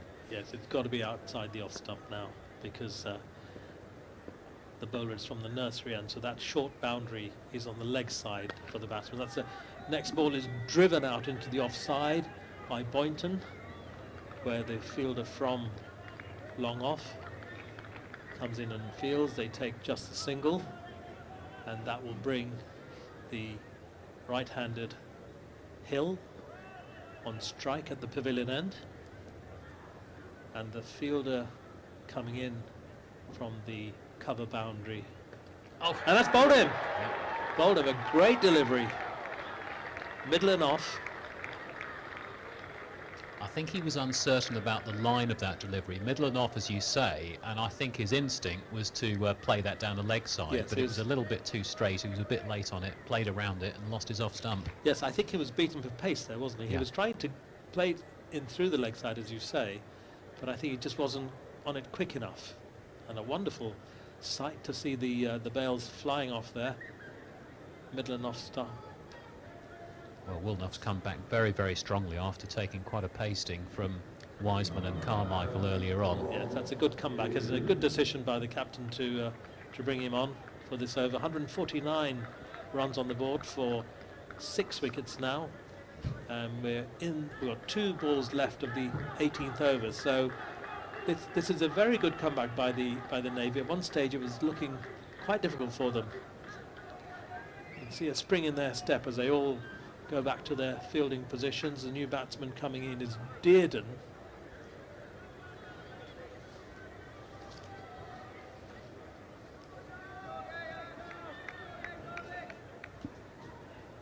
I'm just trying to find some details for the batter. In comes Wilnoff now, and that's a good ball outside the offside. Tries to stop it with his leg, doesn't manage to do so, and they run through for a quick single. So Dearden's off the mark, and that brings the 150 up for the Army. 150 for 6, and they faced 107 balls. Run rate is 8.4. So that third 50 took them 39 balls, and they had their 100 off 68, so they've slowed a little bit. They have. This next delivery is skied. The fielder running in from long on, but it falls short of him. Throws it in, and they take 2 runs. Yeah, it's not a great shot, but the ball bounced a yard or 2 in front of Watson, so safe enough. 152 for 6, and Dearden and Boynton have got a couple of overs to just push the runs along as far as they possibly can. But now they've got the penultimate over. They've got to contend with John, who's only gone for 9 off his 3. Been very economical. Yes, he really has had the measure of this pitch. Pick of the bowlers, really. So John will come in from the pavilion end. 9 runs so far off his 3 overs, and he's taken 1 wicket. Dearden, the relatively new or newer of the 2 batters, will face him. Sort of a square on action really, and he misses the ball completely. There's an appeal for leg before by the bowler and the wicketkeeper, who holds its head in disbelief, but the umpire is not interested, and the leg by is signalled. Score moves on 153. Yeah, just didn't get the line, did he? It was outside off stump. He had a bit of a flashing drive at it, and yeah, just didn't make contact. But he's only had a couple of balls. He's hasn't really had any time to get used to the pace of the wicket or the movement of the ball, if there is any off the seam. So the left-handed Boynton comes on strike. The fielder's on the leg side boundary, and this ball is played out onto the offside, picked up by the fielder at cover, throws into the bowler and fields, and there is just a single. This left-right combination obviously a little unsettling for the fielding team. They're constantly having to swap around in the field. Yeah, plus you've got the slope to deal with as well, which can turn an off-stump line into a leg stump line from this end. In comes John. This ball is played out onto the leg side, and the fielder there on the boundary comes in and fields. There's no run. 155 for 6. 3 overs left in this penultimate over from John. And as we were wondering before, I wonder who will take the last over. In comes John. Longish ball, and he has a nibble outside off stump but doesn't make any contact. I think John had a few words to say to the batter about that, something along the lines, probably that ball wasn't good enough for you, or was too good for you, or something like that. Wasted on you. Yeah. That's a Truman line, I believe, Fred Truman. Full toss, which is played out onto the offside. There's no run. That's a good over from John. 1 ball left. Oh, they took a single, I beg your pardon. 156 for 6 now. The Army will be a little disappointed with the score that they were potentially on for. Yes, I mean they'd have been projected for 200 plus. We'll come back to that. Yes. Plays and misses at this next ball. Oh, wow. And he was out of his ground. Quick thinking by the bowler and wicketkeeper, and he came and took the bails off. Well, Dearden wanted the run. He was 5 or 6 yards down the track. Boynton wasn't interested. And he was just standing there. He was rooted to the spot. Yeah. And he turned around, and and the Navy had all the time in the world to break the bails. Atkin with the return throw there. Needless soft dismissal really from the Army. I was going to say that they still have a reasonable total. This 160, even in the 20-over game with the 20-over cricket is approximately 20 years old, isn't it? Even 160 is a reasonably defendable total with good disciplined bowling and early wickets, but that was a soft dismissal. You know, I very think what disappointed with that. it looked to me that 1 for 12 for John. He was very disappointed that the non-striker didn't support him at this stage of the match. He expected him to be halfway there already, and then he just froze, and he still had plenty of time to get back, but he just froze, and he was very frustrated as he walked off. He sort of had a few words with his co-batter as well. So yes, you can't do that. I mean, you have to just. I think he needs to stay out there at least until the end of the innings, because I don't think he'll want to talk to him much at the moment. So it looks like it's Pollard who's going to be coming in to bowl the final over of the Army innings. Yeah, he bowled earlier in the innings. Struggled with his length a little bit, I thought. Yeah, so far he's gone for 27 runs off his 2 overs. He's just setting his field now, and he will be bowling to the left-handed Boynton, who's on 6 not out. 4 fielders on the leg side. 4 on the offside. And there's actually 5 on the leg side. There's a fielder on the long on boundary. Boynton is taking stock. Well, plenty of protection in that mid-wicket region, protecting that short boundary in front of the clock tower. And they're just swapping around. The fielder from long on is actually... Yeah, Jack Watson is going to a conventional mid-on. Yeah. And we have a long off as well. So I'm assuming, long on, sorry, for the left-hander, I beg your pardon. So I assume this will be fairly straight or on the line of off stump. I don't think it's going to be particularly wide of off stump. So Boynton is ready. Oh, big top edge. I think that's going to be caught. Oh, he's dropped it. He's dropped it. Well, that was a huge top edge. It was an ugly cross-batted heave. The ball went seemingly straight up a mile into the air. and the fielder did get under the ball. That's the frustrating thing. He did get under the ball. Spilled it, and it was John who's had a good match so far. So Pollard won't be very happy with that, but it was up there for a while, and as you say, we thought he'd had it, but then it spilled. In he comes again, Pollard, and a big heave. Ball is hit out into the covers, and the fielder on the cover boundary there makes a bit of a meal of it. Plenty of time to get to it, and they take 2 runs. Yeah, Milligan fumbled that a little bit. He got his body behind it, and he just sort of lost his balance. And they could have taken 2 if they'd committed to it straight away. But just the 159. So 4 balls left. In comes Pollard, 159 for 7. And a big batter has a big swipe of this outside the off stump. No contact is made. Yeah, his position was completely wrong for that shot. Really, there's no footwork at all. It was just he was trying to feet in cement and swinging. Yeah, trying to create a leg side shot from an offside delivery. 159 for 7. In comes Pollard, and that's on middle stump. That ball. Well, played out on 0-2. Not sure what's going on here between these batsmen, actually. That was back of a length. It was hit straight to short mid-wicket on the bounce, and Schofield was halfway down the pitch, and it had gone straight to the fielder. There was never a single there. No question of that, and he just kept on walking.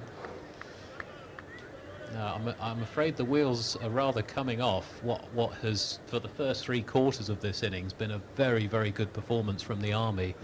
159 for 8 would have felt unfathomable 4 or 5 overs ago. Yes, I think the lower order batters haven't really. It's not just about the batting, but they haven't really thought it through. Some of these attempted runs when they just weren't. I mean, that last one, for example, straight at the field. There was no run there. No. And of course, it means if it had gone a yard either side, maybe. Yes. But it was straight to him. So it means yet another fresh batter has come on just to face the final few deliveries. 159 for 8 is the score. In comes Pollard, and that's a nicely played shot over the mid-wicket boundary by the new batter Reid. He's a left-handed batsman, and that's gone for 6 runs. And that's Connor Reid, Sapper, squad number 66, and that's the first ball he's faced, and he's down on bended knee with a very confident, muscular slog sweep in the direction of the clock tower, which is where the scorer's box is, to the left of our commentary position. Just from that first shot, I think perhaps he should have come in a little earlier. Anyway, he's now going to face the final ball of the innings, and he has another 6 runs, same stroke over the mid-wicket boundary, square leg boundary I should say, and that is the end of the Army innings. 171 for 8 is their score. It's a little bit less elevation on that shot, but he still had enough on it. The fielder at mid-wicket dived and almost got a fingertip to it, but it was just safe enough. And yes, they've had a wobble. The wheels have come off the innings a little bit in the latter overs of the innings, but 171 for 8 is still a good score. And I think even on this wicket, which has been very true, quite slow, plenty of time to play the short ball, I think it could be defendable. Indeed. So the Navy bowlers, Woolnough, 4 overs, 38 runs, 2 wickets. Johnston, pick of them, 4 overs, 2 wickets for 18 runs. Figures have just gone off the screen for us, and we're going to take come off air just for a few minutes, 10 minutes or so, whilst the Navy get ready to bat. The ground staff are out working on the pitch, and we will be back with you shortly. Bye for now.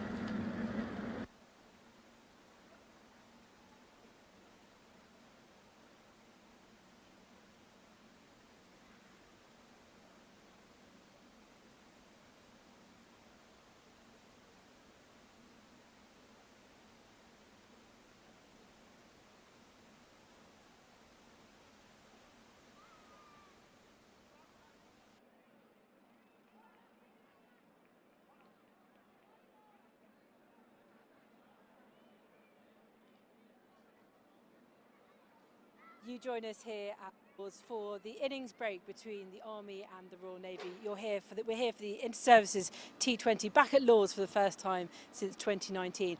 History is being made today. For the first time ever, a women's military team have been invited to play here on the main pitch here at Lords. They have before, of course, played at the nursery ground, but I'm joined by a delighted skipper of that side, a UK Armed Forces side, Lieutenant Connie Cant. Connie, first of all, not only is this the first time you can be playing, you've never actually been to Lords before, so what an experience for you.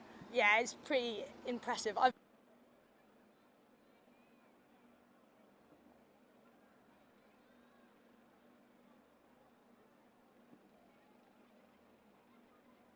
here, but now we've got the weather for it, but you're a bit worried about the weather because of your hair colour. Yeah, being ginger, I think having 30-degree heat isn't ideal. I would much. You'll be on the same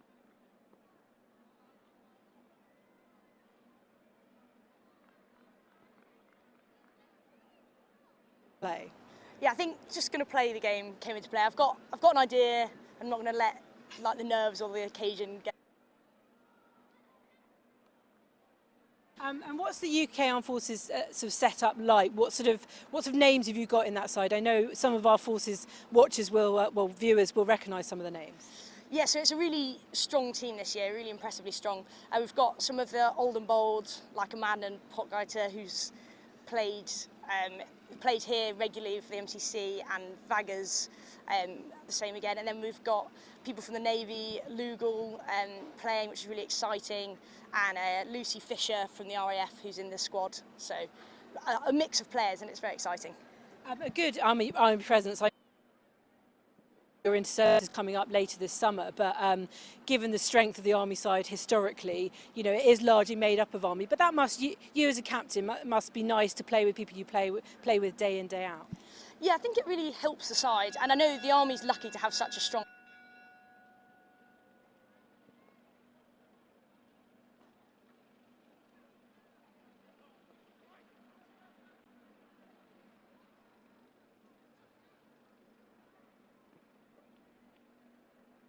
Of course, the occasion, the history making, but that you didn't want the occasion to get to you too much. But are you aware, like when you go out, and now you're here, and I'm getting goosebumps again for you, but like, are you aware of that sort of being a history making? If we look at Twickenham earlier this year, the Army women and the Navy women got to make history. It's the first time they played on the main pitch. So you're really part of this sort of force of military sports women who are sort of playing at the biggest grounds in the world, really. Yeah, it's really exciting. I think it's the right positive steps forward for women's sport in the Army, and also just good for the Army in general and the armed forces going forward. And I'm trying not to let that worry me too much going into the game. Obviously, I'm aware of the occasion, but I don't want it to nervous. Yeah. Don't want it to mess up your game, basically. Yeah. You and your twin sister are playing in this side. That must be lovely as well. I'm not going to ask who's older. It doesn't really matter when you're a twin, does it? But you're both batters. It's going to be great. If you can see, there's quite a short boundary one side. Are you hoping for some big shots? Yeah, I hope so. I'm trying not to get too sucked into that short boundary. It looks very nice, but I think that's where a few mistakes might get made if we're too excited about it. You say in your profile that Charlotte Edwards is your cricketing hero. So cricket must be in your blood. It must be something that you've followed and loved and watched, especially women's cricket as well. What is it about Charlotte Edwards and that sort of generation that's inspired you? When I was growing up, of cricketing ladder, like I got to meet Charlotte Edwards on quite a few occasions, and she's just so amazingly nice. And impressive at cricket. You just can't help but be amazed and really impressed by her. And to see her doing what she is for women's cricket, you just think, oh, I'd like to get involved in that. Do you think that, I mean, people like Charlotte Edwards have obviously brought the women's game on massively, but do you think and see yourself as part of that movement as well, and especially in the military? Because I mentioned earlier, obviously the Army's always been very strong. I know that we've had very strong players within the Navy and the RAF, but traditionally a full team, you wouldn't necessarily have a particularly strong side. So do you see yourself as part of that now? You've only been serving, 5 years, to making sure that in the military that game's improved, you get more resources and stuff like that? Yeah, I think the military setup itself has really, really pushed on, and especially the Army ladies side. We're now doing almost exactly what the men's teams are doing, and we've got a really impressive pool of players. It's really fighting for spots in that opening 11, whereas in the past that might not have been the case, and it isn't the case yet in the Navy and the RF, but they're really pushing forwards and hopefully come a few fighting just as hard. Well, Connie, it's an absolute pleasure to speak to you. I really look forward to seeing you guys out there in the middle. I won't say good luck.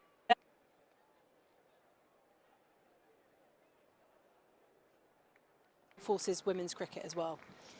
Players, Connie Cant then, who is captaining the UK Armed Forces what Carmichael side for the match against Wiseman the MCC demonstrated today, which is getting underway is that at when about 1:15. But we're now rejoin the MCC commentary for the Army versus the Royal Navy, the second innings.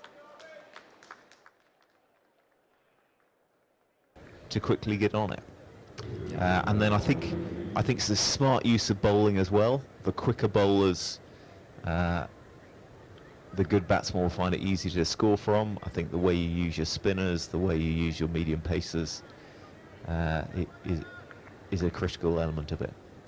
But nicely set up. You got to say that the Army, with 171 on the board, and always rated to be the stronger of the sides, are in the pound position.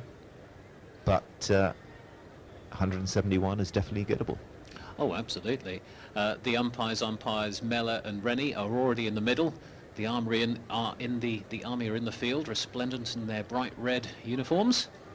We're just waiting for the Navy openers. The Navy openers in their navy blue, of course, are making their way to the middle, ready to attempt to chase down a target of 172 as they're being introduced by our announcer. Good population of people here, mostly in the tavern and the mound stands to the left of our commentary position, either side of the scorer's box. There's a few people in the hospitality boxes in the grandstand, including in the President's box. And it really is a lovely day here at St John's Wood. There's hardly a cloud in the sky. The sun's up. It's good 20 to 25 degrees. Less than 5% chance of rain all day. So if you're in town, come on down. There's plenty of entertaining cricket to be had here today. We've got the women's match coming up after this one at 1:45. That is the MCC women against the Women's Armed Forces 11. And then the Army will play the winners of that tightly fought contest.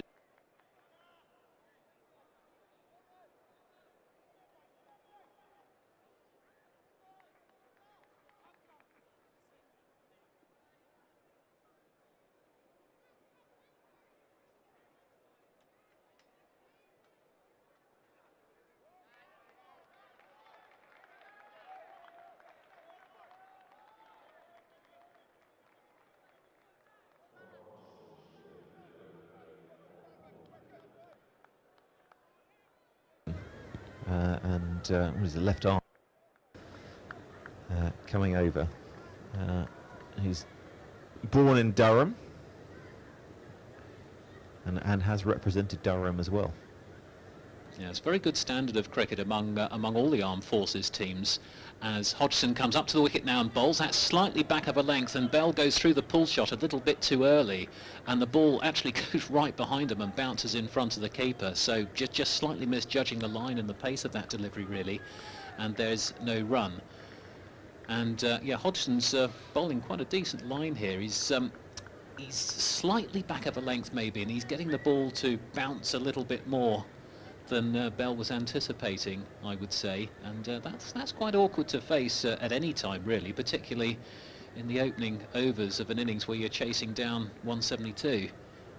And here is Hodgson at the top of his run-up, tall, fair-haired, up to the wicket now, and bowls, and he's bowled him. Perfect delivery. He pitched that ball a little bit further up.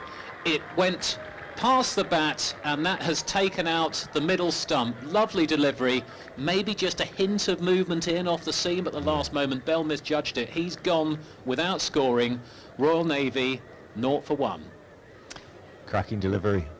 Bell probably saw that it was up there, looking to get a move on, but it was good delivery. I think you're right, a little bit of movement, possibly just in off the seam, and great start for the Army, difficult start for the Navy. Yeah, Jack Bell, our Royal Navy musician, has departed early. And Watson's new partner, we think, is going to be Milligan, Robert Milligan. who is an air engineer technician. And he's going to have to engineer a recovery here. 0 for 1 in the first over, chasing 172 to win. Milligan bowled 1 over, didn't he? And he got hit for 20. Oh, and in fact they've changed their minds, Nick. It's actually Johnston who's coming in. Is it? There. Okay. Yes. Sorry about that. Ben Johnston, able rate first class. And of course he bowled so well and removed both the openers. Yeah, John and Johnston were their best bowlers, I would say. And so 3 deliveries remaining in this over. It's been a great start from the Army here. We've now got 1 slip fielder in place. That is Tade Carmichael, Lance Corporal Tade Carmichael. Yeah. So the Army very much on the attack here. We've got a short mid-wicket as well, which could mid-off, excuse me, which could be interesting.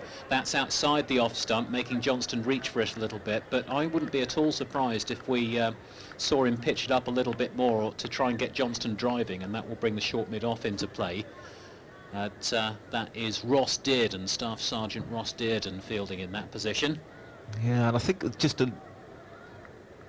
Hodgson just got it to shape away a little bit. Yeah. There from the left-handed Johnston. 2 deliveries remaining in the over as Hodgson runs up to the wicket now and bowls to Johnston. That's wider of the off stump, and Johnston slashes at that. There is a third man a couple of yards inside the boundary rope, so it's only going to be the one, and Johnston is off the mark.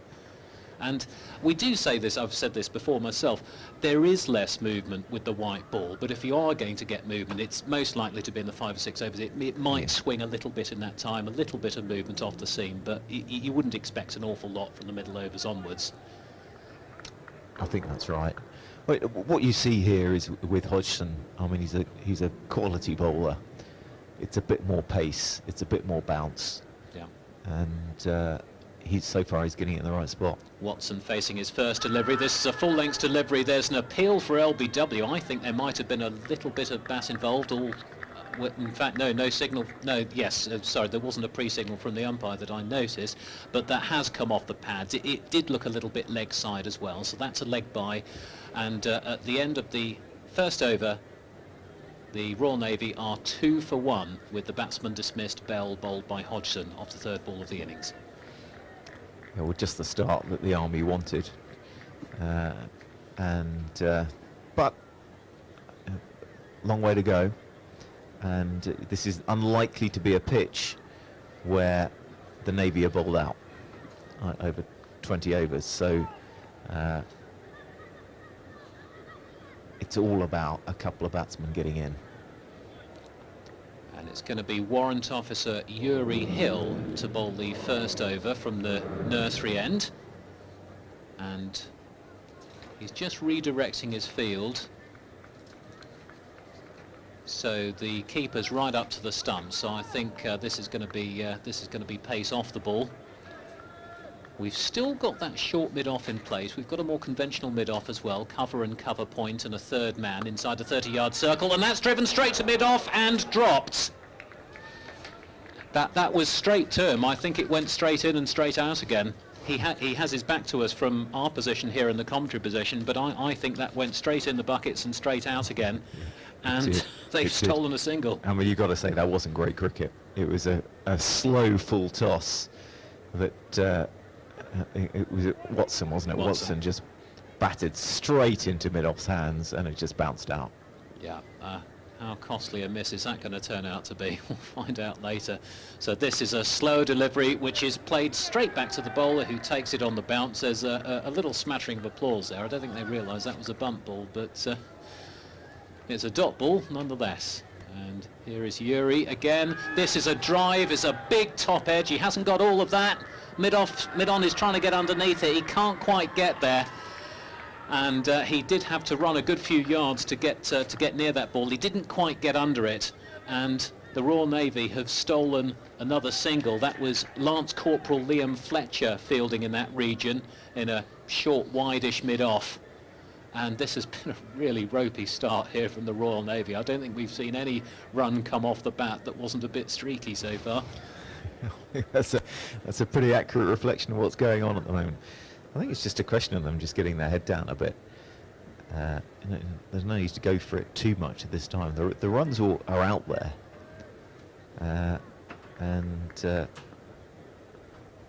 We've got a backward square leg and a conventional square leg here for Yuri Hill. So I wonder if he's turning the ball into the left-hander. It's Johnston facing. He's got 3 or 4 balls. This is a shorter ball, and that is absolutely mowed over mid-wicket for 6 runs. The ball crashes into the advertising hoardings just below the scorer's box, and that wasn't a great ball, not at that pace. No, well, that's it. You simply cannot, as a slow bowler, to be any bowler in this pitch, cannot drop it that short. Here comes Yuri Hill again, bowling around the wicket. That's a much fuller delivery, and Johnston is forward and playing that defensively straight back to the bowl. That's much more the line and length he should be bowling. 13 for 1 in the second over.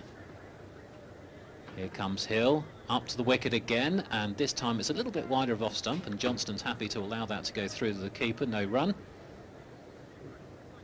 And just a chance for the batsman to settle down a little bit. This next delivery is driven straight to mid-off, all along the ground this time. Fletcher picks up the ball inside the 30-yard circle. That takes it to the end of the second over. 13 for 1, chasing 172. Yeah, well, it's a very eventful over. And really, 2 catches. I mean, don't know who the fielder was, but well, the second one. Yeah, the first one, the fielder wasn't quite underneath. He had a fair way to run because he was fielding within the 30-yard circle, and he had to run a few yards back. That was the second one. Yeah, the first one was the first delivery in and out. Yeah, but the one at mid-off really should have been taken. Should have been taken, exactly. And then, that rank long hop. Yeah. From Hill. I mean, that's cannon fodder for anyone. Well, it's going to be Hodgson to continue. And he offers a lot more pace and bounce at the other end. Totally different type of challenge. And this straightens off back of a length delivery, straightens off the seam, and the batsman just kind of nudges it at the last moment into the onside and runs through for a quick single. But I think he's definitely getting some movement off the seam, and he pitched that ball up a little bit, and I think Watson misjudged the line and the trajectory of that a little bit, but he got away with a single nonetheless. Yeah. I suspect the trick with Hodgson for these 2 players is just pick up what they can, because he has the potential to do quite a bit of damage to this top order. And here is Hodgson up to the wicket now and bowling to Johnston. This is another full delivery, and Johnston closes the face of the bat and plays that down to mid-on. I think he's definitely getting the ball to nip in off the seam. Yeah, he is. Yeah. And yeah, might just be a case of survival, and the Army will have to make a decision. Do you, when he's obviously in such a good rhythm, do you just bowl him out, bowl all 4 overs off the reel and try to get a wicket, or do you try and give him an over or 2 at the end? Yeah, it's a difficult judgment call, isn't it? Do you want him bowling your 20th over? Hodgson up to the wicket now and bowls. This is a very full delivery, and Johnston squeezes that off the toe end of the bat down to third man. And there's no run. Very, very difficult to score off. I think the gambler in me, personally, would be to bowl the 4 overs off the reel. Would you? Yeah, I just wonder whether you keep him back. Yeah. For your just when you figure you need a wicket or some control. Yeah. Well, and that's my hunch. That's what I think they'll do. Hodgson coming up to the wicket now and bowls, and that's hit straight to short extra cover, and that's been taken at knee height. We've got another breakthrough for the Army. That was a lovely delivery, just moving the other way off the seam that time. Hodgson has his second, and the Royal Navy really are in choppy waters now at 14 for 2 off the 3rd over. Yeah, it was a nice shot, apart from the fact that it was just about an inch off the ground. Yeah. And straight into, who is it, Dearden? Yeah. And he poached it very nicely. Yeah. And huge high-five celebrations for the Army. Wouldn't have had an awful lot of time to think about it, because that ball came to him very quickly. Just came straight in, and this time in fact, sometimes it's preferable as a fielder when you don't have much time to think about it. Yeah. But yeah, Hodgson doing the damage, and well, you've now got, that's your number 3 in and out, and I guess Milligan coming Yes, and what Will an Milligan, awkward yeah. time to be coming in facing your best bowler. Well, Yeah. certainly the best bowler we've seen thus far, anyway.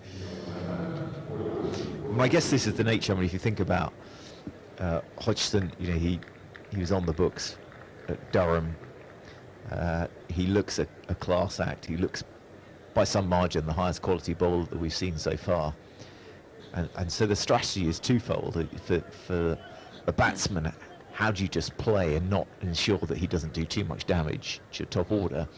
And for the army, do you bowl him out, as you say, and roll his 4, or do you try and keep a couple of overs back for when you need that extra bit of control? Well, he's had 2 wickets off 2 overs, and I think, you know, you've got that double breakthrough, so I'm a little bit more inclined to your way of thinking earlier now. Just keep him back for certainly 1 over right at the end, maybe 2. It's going to be Will Rogers, Captain Royal Marine Will Rogers, coming in to try and repair the damage as best he can. We've got a couple of deliveries of the 3rd over remaining. We do have a 3rd man just inside the 30-yard circle. Mid-off and mid-on are inside the 30-yard circle. We've got a short mid-wicket as Hodgson runs up to the wicket now and bowls, and he's hit on the pad and he's been given. He's gone first ball. Rogers can't believe it. He's been rooted to the crease for a few seconds there, and the umpire's made his decision. I don't think Rogers is happy with it, but he's not going to be able to contest it. He's going to say anything. He's just walking past the umpire now, but yeah. I suspect Rogers is fuming. Now, we're at a bit of an angle up here in the JP Morgan Media Centre, so we can't really accurately gauge the trajectory of the ball as accurately as the umpires can, but it certainly hit him right in front, and there was a bit of movement off the seam again, yeah. But we can't honestly tell you what the trajectory of that seam movement would have done. Well, what I couldn't work out was whether because he stood, Rogers just stood rooted to the spot, and what I couldn't work out was whether he thought he got a little bit of bat on it. But just the way he walked off, I think it was more he was just very disconsolate. But to me, that looked from here a pretty good shout. I suspect it may have been middle and leg rather than middle, but you know, confident appeal. Yeah, he was right back. He was right back on his crease. So I don't think height was an issue. I think it's whether or not he touched it with the inside edge. So it's going to be Davies is the new batsman. This is Rodri Davies, who is a leading engineer technician, and the Navy are in big trouble here at 14 for 3. Last ball of this over from Hodgson, and this is played with an immaculate forward defence, and that takes us to the end of a very eventful 3rd over. Hodgson's got the incredible figures of 2 overs, 3 wickets for 2 runs, and the Royal Navy are reeling on 14 for 3. Yeah, of course, we've missed that. Was of course the hat-trick ball, wasn't it? Yes. But yeah, absolutely say the Royal Navy absolutely reeling, and I assume they'll continue with Uri Hill, where there are opportunities to score. But at the moment, this becomes a slight retrenchment exercise. It's still very early. We're only in the 4th over, and you've got batsmen. What are we number? I think it's batsmen. Yeah. 2 and 5 is 2 and 5. 2 and 5. So no need for the Navy to panic. So it's going to be the spin of Uri Hill. He was bowling round the wicket in the 1st over, and we've got a mid-off short cover, extra cover point, and a 3rd man on the offside, and that's hit straight back to him by Watson, and there's no run. We've got fine leg up inside the 30-yard circle. We've got a mid-wicket, and we've got a long on right back on the rope, and this is played down to that long on region, and the batsman come through for a fairly safe single. Score moves on, 15 for 3. So Davies will now face his first delivery. He's just calling his guard with the umpire now. Looks to be a fairly conventional one. I don't think we're going to see anything too funky like an off-stump guard or anything like that. And here is Hill in the 3rd delivery of his 2nd over. He ambles up to the wicket now and bowls. This is a little bit flatter, just outside the off-stump. Davies is happy to allow that to go through to the keeper, no run. Yeah, quite a bit of bounce on that. Actually bounced more than Davies was expecting. Hill Up to the crease now and bowls. He's almost stops his run-up before he delivers a ball, and that's driven down to mid-off. Short extra cover, dived and half stopped it, and so that slowed down the ball a little bit, restricted the Royal Navy batsman to just the one.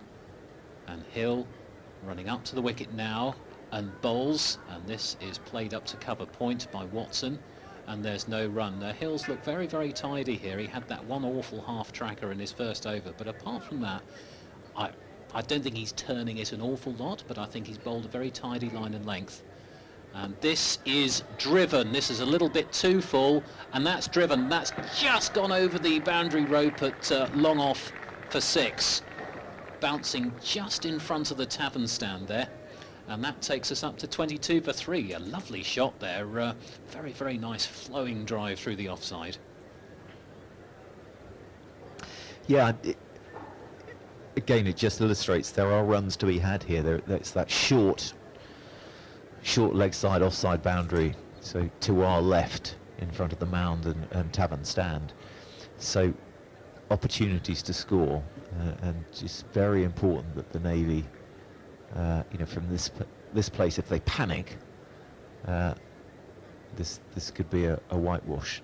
As it is, they've got Hodgson now coming in from the pavilion end. He's up the stumps and he bowls, and that's just turned into the leg side. I think that's a single, but it may possibly be a leg by as the throw comes in. It was indeed. It's just touched the pad, so a leg by onto the score. 20 feet 3 for 3 as Alan comes in to join me on as summariser. You enjoying watching Hodgson? I am very much, and I was interested to listen to your debate about whether to keep him on, and my view definitely is, having taken 3 wickets in his first 2 overs, that's exactly the right thing to do. Well, this one, that's the first bad delivery he's bowled, actually. It's a full toss, and it may well go for 4. No, it's a terrific bit of fielding just in front of the tavern stand. It's a full toss. In fact, the result is I think they will only get 2 runs for it. The extra pace meant that Watson got it fairly high on the bat, and but it went in the air, out, trickling out to the leg side boundary, and then I'm not quite sure who the fielder was, but terrific stop. So even Hodgson losing his slight length, as he's in up to bowl to Watson, and it's short of delivery and flash down. There's going to be runs here, 4 of them in fact. It's just slightly wide. Not totally sure that Watson was fully in control of this shot, but highly effective. Flew off a thickish outside edge and away to the offside boundary. So the Navy 31 for 3. Watson 15 of 9 deliveries. I think Watson takes the view that if you're going to flash, you flash hard, and you'll probably get it over the field, and he was justified in that shot. As Watson comes in, and that strikes Watson on the back, and Hodgson does the fielding off his own bowling. Hodgson is what? He's 6 foot 3, 6 foot 4. He looks a tall man, doesn't he? Yes, he does.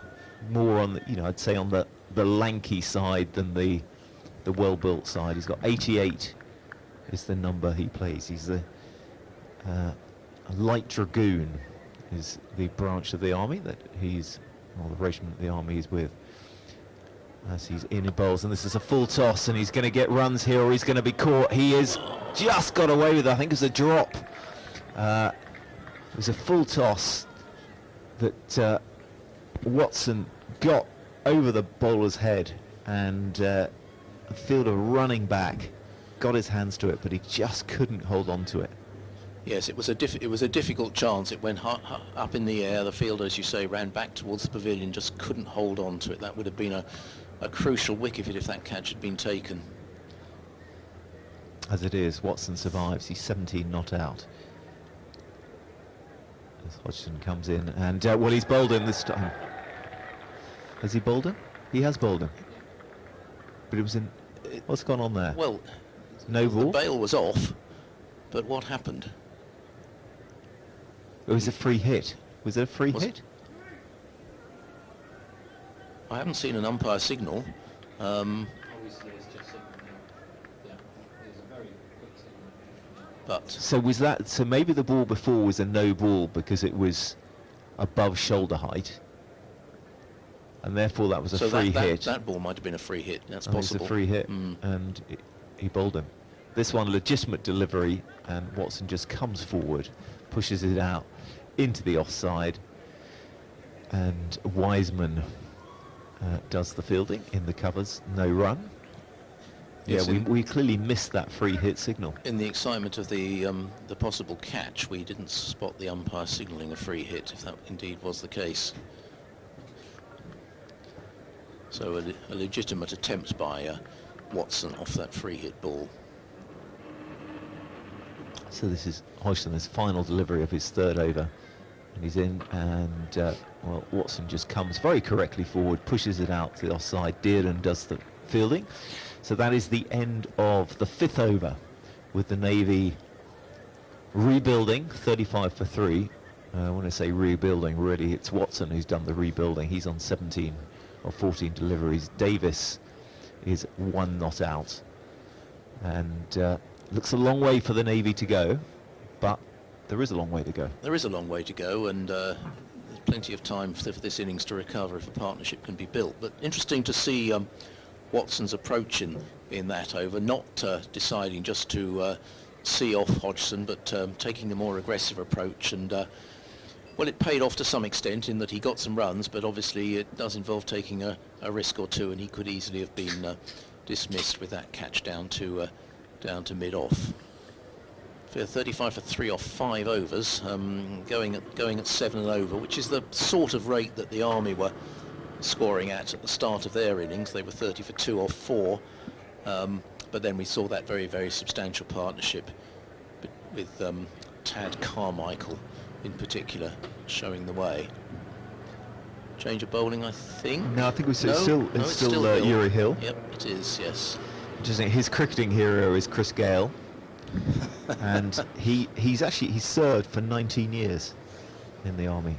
As he's up to the stumps now, he bowls, and that's just pushed out into the offside, and they will come through for an easy single.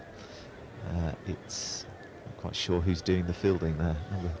Number 13 for the Army is Liam Fletcher, as Hill comes in, and there's going to be a run here. It's gone through everybody, and I think it will be byes. It is indeed. It's going to be byes signalled. So just the one of them. We've certainly seen Uri Hill in these fixtures before. He's obviously a very experienced player, played for the Army for many, many years. So he's in now. He's bowling to Davies, and Davies just turns this into the leg side, but straight to the fielder, fielding at short mid-wicket. Interesting to see Boynton. the tactics developing, with Davies playing himself in very much at the moment. And that one's, well, there's appeal for leg before, as it just wraps Davies's pads and triples down towards fine leg, but no interest from the umpire or Hill himself either, actually. So the score remains 37 for 3. And Hill, that's slightly short, and there's appeal for caught behind. And well, it's been given. It's been given, yes. Davies is gone. It was a shortish delivery. It bounced more than he expected. We've seen that before. He looked to square cut, and he obviously got a top edge straight into the wicketkeeper's gloves, Reed. And well, what a blow for the Navy. 37 for 4. That does look suddenly significant advantage to the Army. It certainly does, and it leaves Watson playing very much a lone hand at the moment. That ball from Hill, Davies, as you say, attempted to cut it. The wicketkeeper standing up. It was a simple, straightforward catch, and he took it absolutely cleanly. So an important wicket again, just at the right time when a little partnership was beginning to develop, and it leaves the Navy having effectively to start afresh with Pollard, the new batsman, Alvin Pollard. Sergeant Alvin Pollard, number 17 on his back. Yeah, well, Alvin Pollard's been a mainstay of this Navy team for a number of years, so they certainly need his experience and wisdom and everything else. But they are firmly on the back foot now. We've just now got the scoreboard showing us Duckworth Lewis par score of 62, pretty sure we won't need Duckworth-Lewis today, such as the fantastic weather we're enjoying, but it does give an indication of just how far behind the curve the Navy are, and the challenge now is really for these two players just to get themselves in and then hope probably in the middle overs that actually they can get some momentum into the innings.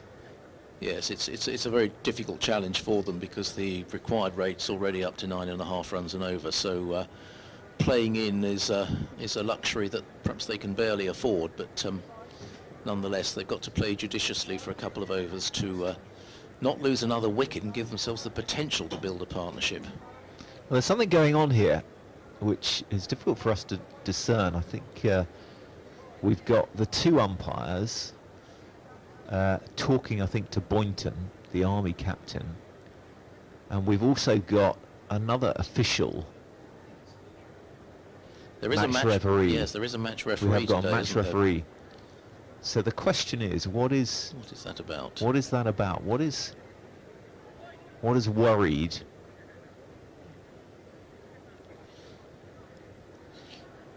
the umpires, presumably, for the match referee to come on, unless there's, well, you know, I suspect from up here we are going to struggle to work that out. It's very unusual, Nick, isn't it, that we don't often see the match referee getting involved on the field, and it's in the middle of the over, just after the last wicket's been taken. No obvious reason as to what that might have been. Anyway, Hill comes in, and this is a nice-looking delivery. There's an appeal for something, but nothing given. And Pollard survives his first delivery. So the end of that over, 37 for 4. I was sort of wondering, is it definitely a match referee? It's not an admiral coming out to say, look, this is a bit unfair, chaps. Well, he wasn't in uniform, was he? That's all I can say. And he, with his blazer on or jacket, he certainly looked as if he was somebody in authority. Yes, that last ball was a little bit strange. It was a fairly indeterminate prod from Pollard. I think it must have struck him on the pad, but he survives.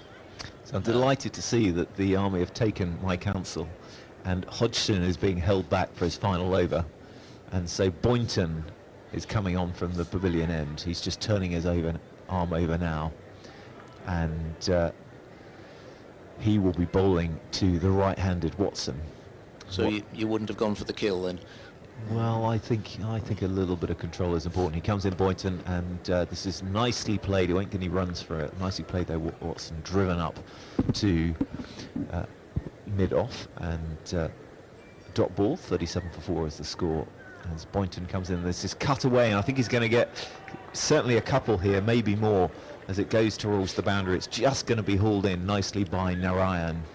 And the return comes in, and it is indeed 2 more onto the score, 39 for 4, Watson on to 19. Not sure that Watson is totally middling everything, but he is scoring runs. And Boynton, it's a shortish delivery and slightly aerial out into the cover region, but evading any of the fielders, and they're able to pick up an easy single as Barley comes in off the boundary to do the fielding. 40 for 4 in the 7th over. Boynton just tossing the ball from hand to hand as he's got a short run up, 4 or 5 paces, as Pollard now ready to face his first delivery from Boynton. He's over his bat, and this one just brings Pollard forward. He pushes it up and straight to Wiseman, fielding at I guess a wide-ish mid-off, really, maybe. And this one, well, Pollard looked to flash it away. I think it probably hit him on the pad, didn't it? I think so. And it just bounced up, and Reed did the fielding. Final delivery of this Boynton over, and there's going to be a run here as Pollard slashes it up to deep mid-off, and it's Hodgson who does the fielding. So end of the 7th over with the Navy on 41 for 4. 4 runs off that over, Boynton over. And, well, the two Navy batsmen in the middle now, Pollard and Watson, discussing tactics. Yes, what is the approach to be? And certainly the change of bowling to bring Boynton on has not done any harm to the Army's cause, with just 4 runs going off that over.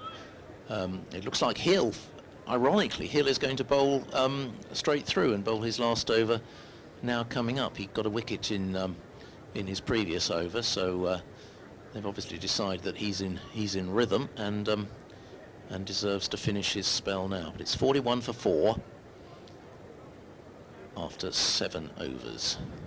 Yeah, just moving the field around a bit. Carmichael is just going into a short fine leg position. We've got 2 fielders down in front of us on the boundary for the lofted drive as Hill bowls. It's a flighted delivery and he's going to be out. He hasn't got hold of it. Pollard just edged it really straight into the hands. I'm not quite sure who the fielder is there. Literally dolloped up. Fielder at cover. And, well, the 5th wicket goes down. It's Narayan who took the simplest of catches. 41 for 5. And, well, we've said it before in this fixture, the Royal Navy are sinking. It was a very tame dismissal, that, wasn't it? He didn't get hold of that at all, and it was a very, very simple catch for Narayan to take. And yes, they are falling away in this innings, and Watson playing a lone hand at the top, and even he is living somewhat dangerously, I think, with a few flashy shots outside the off stump.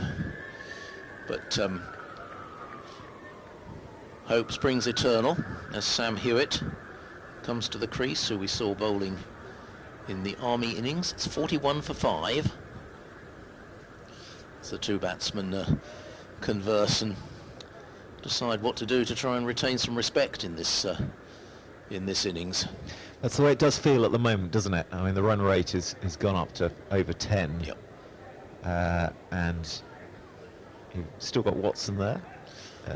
And so if he can, but his timing isn't looked yet to particularly be timing the ball that well. And then a question of whether Hewitt can get in. But it feels like right at this moment in time, this is more about respect than necessarily.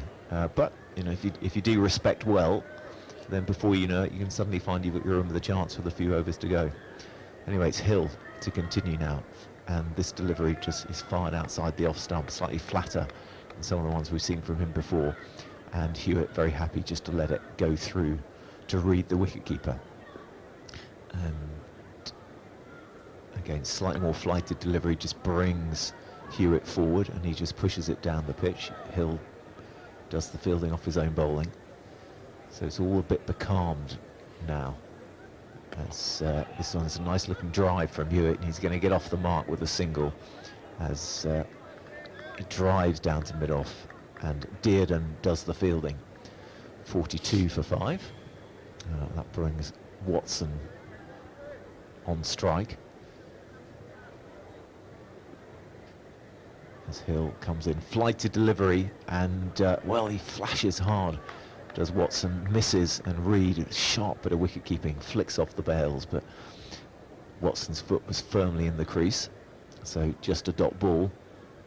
As this final delivery from Hill is well, it's gone through everybody. It was he got a bit of pace on it, and it's trickling down towards the offside boundary. I think it won't quite go. It's just hauled in, I think, by Carmichael, the fielder, and they are able to come back for 3 runs, 3 much-needed runs. And I think it was runs, wasn't it, rather than buys? So yes, yeah, Watson definitely got something on that. He got an edge on that. I think it's the first 3 of the day we've seen. So that brings the total 45 for 5. I'm going to leave commentary, and Alan will take over with Tim joining in the summarisers chair. Thank you, Nick. It's 45 for 5 off 8 overs. They are chasing, the Navy are chasing 172 runs to win this match. which means they need another 127 runs of 12 overs, so it's just over 10 and over. We've got Boynton resuming from the pavilion end. This will be his second over, and there's a single there to Hewitt to get him off the mark. 46 for 5. Watson is on 24. He's been there since the start of the innings, living a little bit dangerously. As Boynton bowls to Hewitt, who attempts to drive outside the off stump, but makes no contact, and it bounces back off the keeper's pads, and there is no run. So welcome back, Tim. A dramatic start to this innings with these wickets going down and the Army in control. That one's turned on the leg side. Hewitt looks to see if there's a single there, but sent back by Watson. No run. And it's difficult at this stage to see how the Navy are going to get back into this game. Much will depend, of course, on the change bowling that the Army can produce. Boynton bowls short on the off stump, and that's played out on the leg side towards mid-wicket, who runs in. Stops that, fielded by Fletcher. 1 run, 47 for 5. And we've got to see, for the Navy, got to score some boundary shots each over if they're going to stay close to this. That one's a good ball on the stumps, quite full, and just pushed out on the leg side by Watson. No run. As we've noticed before, some of these bowlers getting through their overs very quickly, keeping the pressure on, and no real time to take stock between deliveries for Watson, who faces the last ball. He carves that one out on the offside, and there's a single. It's misfielded by the extra cover fielder, but they take an easy single. That's the end of the over. Just 3 runs from it, 48 for 5. Won't do, it's not enough for the Navy to keep pace with this target, which is now over 11 runs and over. It's going to be difficult, Tim, isn't it? Yeah, I think so, Alan. They've got an uphill struggle here. They've got to at least bat through 11 overs. If Watson gets going and keeps going, that will be half the problem solved. So they've got to hang in there and work, well, hope for some easier bowling to pick off, work with what they've got, use that short boundary. And we've got a new bowler coming on, so this may be an opportunity. We'll see. Yes, the new bowler is Schofield, who is not actually on our squad list for the fixture today. So we'll see what he's going to do. Field being sorted out. Extra cover on the fence being moved a little bit squarer. We've got a long off, a long on, a deep mid-wicket, and we've got a third man out on the boundary as well. So 5 on the boundary and 4 saving the 1, 2 on each side. Left arm bowler Schofield, as that one is outside the off stump, attempted to cut by Watson, doesn't make any contact, taken by the keeper Reed standing up. 48 for 5. It's still a lovely sunny day. There's some light cloud overhead, very warm outside, as that one is edged down. Third man runs round. Is he going to stop it? Diving stop. He stays on the ground a long time, which suggests to me he didn't make it, and no, it has gone through to the boundary for 4, which means the Navy have reached the half century. 52 for 5. 2 balls into the 10th over. 4 more to Watson. So he's not entirely fluent in these shots. He's not middling the ball at all as Schofield turns, bowls. That one's pushed out on the offside to Point, who misses that, but it goes through, but they don't get the chance of a single. Good out cricket by the Army, who are looking an impressive outfit and obviously are confident at this stage that they're going to prevail in this match. So I found Nick Schofield for you, Alan, on another squad list. Oh, well done. Left arm bowler, an all-rounder. Yep. And Schofield bowls. That one's turned nicely on the leg side by Hewitt. That's going to run down towards the pavilion boundary. 2 fielders after it.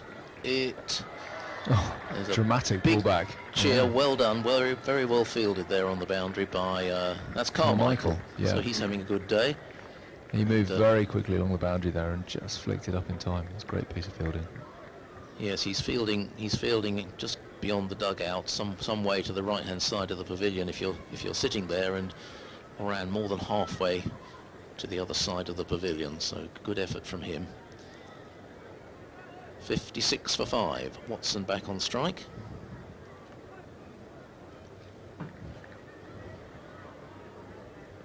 Schofield runs in, ball's outside the off stump. Nicely played, and that's 4 more. Well, diving effort by the fielder there at point, but he wasn't able to make contact with the ball, and that goes through to the tavern boundary. Certainly some enthusiasm amongst the crowd here. This match beginning to come alive in this over, perhaps. It's a great shot. He absolutely middled that when it raced to the boundary. Signs of growing confidence of Watson. That's outside the off stump, taken by the keeper. No run. So a good over there for the Navy. We're now halfway through the chase. They are 60 for 5, leaving 112 to win off 10 overs, which is possible, but obviously having lost 5 wickets, it would be a significant achievement and would undoubtedly require Watson, who's made 34 off 28 deliveries, to play a very substantial knock. Yeah, they'll need him to keep going along at a good rate. He's over 100 on strike rate at the moment, so he's doing a good enough job. And Hewitt or another Navy batsman to stay with him. So Boynton's going to continue from the pavilion end. Yeah, Boynton comes in. Well, strikes Hewitt on the pad. A stifled appeal from Boynton, no interest from the keeper, and no interest from the umpire either. The comparable score for the Army after 10 overs was whether they were 80 for 3. The Carmichael-Wiseman partnership was already going along quite well at that stage, as that one is slogged out on the leg side by Hewitt. Ball outside the off stump, not a particularly beautiful stroke, but it's effective and gets another run. He goes to 6. 61 for 5. He bowls pretty quickly, Boynton, for a spinner. He puts it down at a good pace and rustles through his overs. He comes in just a few steps. That one's hit out on the offside. It's over extra cover, and that runs away for 4 towards the grandstand boundary. More applause from the supporters here. 1,400 tickets sold today for this match, so that is or for the day rather than just for this match. So that is great support, and certainly we've had some enthusiastic following of the two sides here so far. Boynton bowls outside the off stump, pushed out into the covers. They're going to take a sharp single. The ball's thrown in, doesn't hit the stumps, and fielded there by Wiseman on the offside. 66 for 5. Watson reached for that one. It wasn't there for driving, and he reached for it and was almost caught. He was quite lucky. Watson on to 39 now. He knows he has to take chances. Boynton bowls short. That is again attempted to steer that out on the offside by Hewitt this time. He doesn't make contact, and the ball goes through to Reed.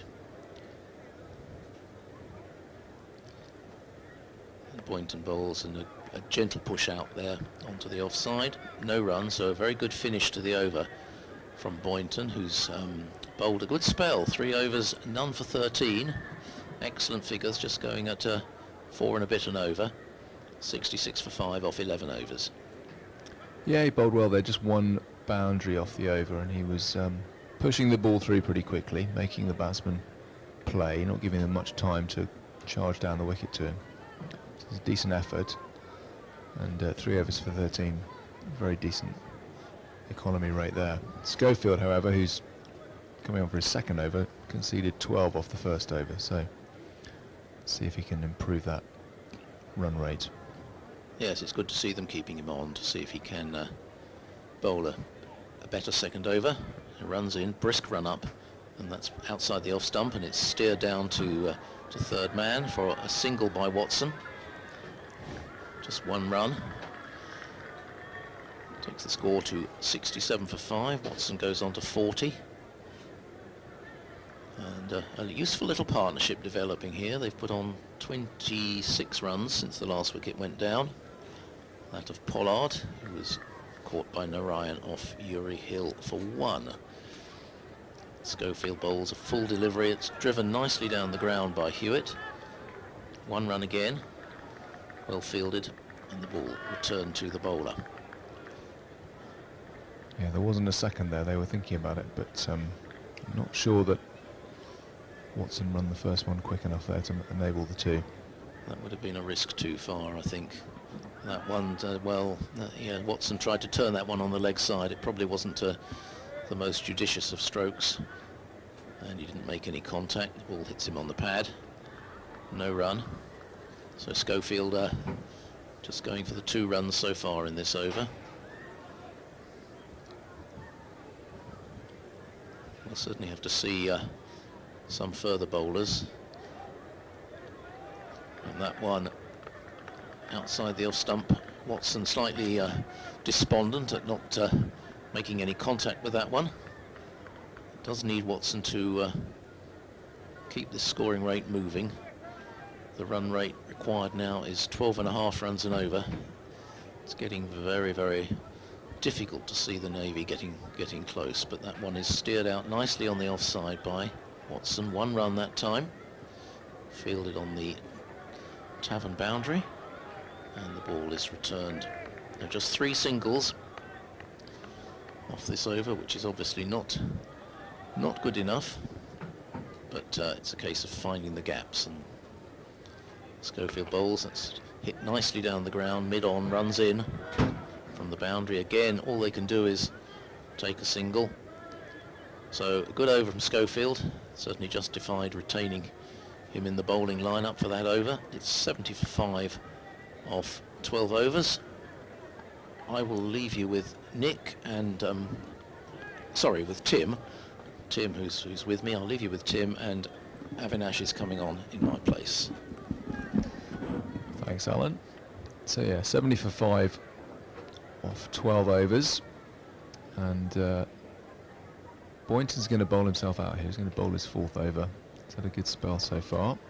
He's bowling to the right-handed Hewitt, coming in now from the pavilion end. That's been hit high. It's going to down the man's throat. A long on. He's taken. It's a good catch. Hewitt got hold of that, but it's a long boundary out there, and that's been well held by Carmichael. He was in exactly the right place. He didn't have to move very far for that. And frankly, Hewitt had little option but to go for it, but was unlucky to pick out the man. That's a wicket for Boynton, his first. And the Navy are 70 for 6. Avinash, you're not their lucky charm by the look of it. Big trouble now, obviously, for the Navy. 70 for 6, replying to 171. It would appear to be beyond them. But as long as Watson is there, and he's 41 not out of 34 deliveries, so I suppose you've got to say they've got to keep the hopes up, but it's looking very difficult now. I agree. Yeah, the Army pretty buoyant. 6 wickets down. Run rate has climbed to 13 and over required. 2 a ball, that's pretty tough. Anyhow, the new batsman is Woolner, one of the opening bowlers from the Navy, and they'll need a few runs from him if they're going to get home. And he's actually going to take strike. It's his first ball from Boynton. The decision to bat by the Army appears to have been the right one, doesn't it, when they won the toss? Absolutely, they'll be very pleased with that right now. That ball is just played back down the track to the bowler, to Boynton, who on his walk in to bowl flaps his arms out twice to the side. It's part of his action. It's quite curious, but it seems very effective. That one's been hacked straight over the bowler's head. I'm not sure what the shot was, but the ball has gone quite a long way, and they're going to get 2 as the ball comes back now in from the fielders out at long off, and Woolnott is off the mark. Yes, that is a unique bowling action, isn't it? 2 flaps. It's a little bit Shane Warne, actually. I'm pretty sure he did something similar to that, or maybe one of them. But there we go. That one's smashed out to That's a deep nice shot. mid-off. And they'll get 2 again. Oh, it was a misfield. It's gone for 4. That's really not a fine piece of fielding. He was focusing on... Hodgson was focusing on trying to get the ball back and totally missed it. Went through his legs for 4. That would be fuel for the School Cricket Masters long barrier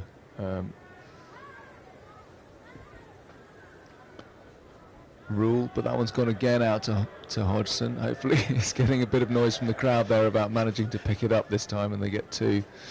But it's a productive few shots. Actually, it's Watson who's been facing. Sorry, the scoreboard had fooled me. There, he's on to 49 now from 38. Picked up a few runs off this over, and he's last ball of the over from Boynton, last ball of his spell. And that he's tried to turn around the corner. It's come off the bat, but it's gone out down to fine leg, and they scamper a quick single because Woolner was alert to it. And that's 50 for Watson off 39 balls, 5 4s and 1 6. Crucial innings. And as you say, Avinash, while he's there, there's still a fighting chance for the Navy. Yes, I mean, that's a really, really good innings by him for his team. He's batted very, very well. 5 boundaries, as you said. And I think he's going to retain strike. Yes, he is. He's going to face Schofield, left arm medium, and the keeper is standing up to Schofield. He's got a slightly open stance here to the left arm, and that one's in. It's played defensive into the offside. Decent delivery from Schofield, and there's no run. Schofield seems to have a sort of a slingy action. It's not. I'm trying to think of a former Australian cricketer from yesteryear who had a similar thing. So left arm slingy. And that one is driven out firmly to the offside boundary as far as the sweeper out there, and returned from the boundary underarm by the fielder, and they get 1 run, bringing Woolner on to strike. Not Mitchell Stark, you're thinking of the name. Sure he'd be flattered by whatever the comparison is as he comes in again now from the nursery end. That one's a good ball. It struck him on the pad. There's no appeal. They take a leg by. It's being signalled now by the umpire. Takes the score to 81 for 6. Watson comes back on strike. He's on 51. Scored the lion's share of the Navy's runs in this innings. Required rate is now up to 14, so it's a very big ask. Schofield in again. It's a shorter ball played out off the back foot. They'll take a single, but it's not really enough. No. 82 for 6. And the Army, of course, happy to allow the Navy to pick off the singles, knowing it's just not enough. Absolutely. Yep, it's just fine from their perspective as Schofield's in again. It's a fuller ball, smack down the ground, but it's going to go as far as the man at long off. If Fields now throws it back in, just a single. Ticking along, but not fast enough. So 83 for 6. Schofield about to deliver the last ball of his over from the nursery end. Comes up to the wicket now. It's a shorter ball on leg stump. It's been it hasn't actually been struck by the batsman. I think it's come off the leg. Yeah, signalling a leg bye. They take 1 leg bye. That was an opportunity that I think Watson will be annoyed not to have capitalised on. That was a short ball on leg stump. Should have gone. Anyhow, there we go. That's the end of the over. It's 14 overs gone. The Navy 84 for 6. Watson 52. Will know. 1.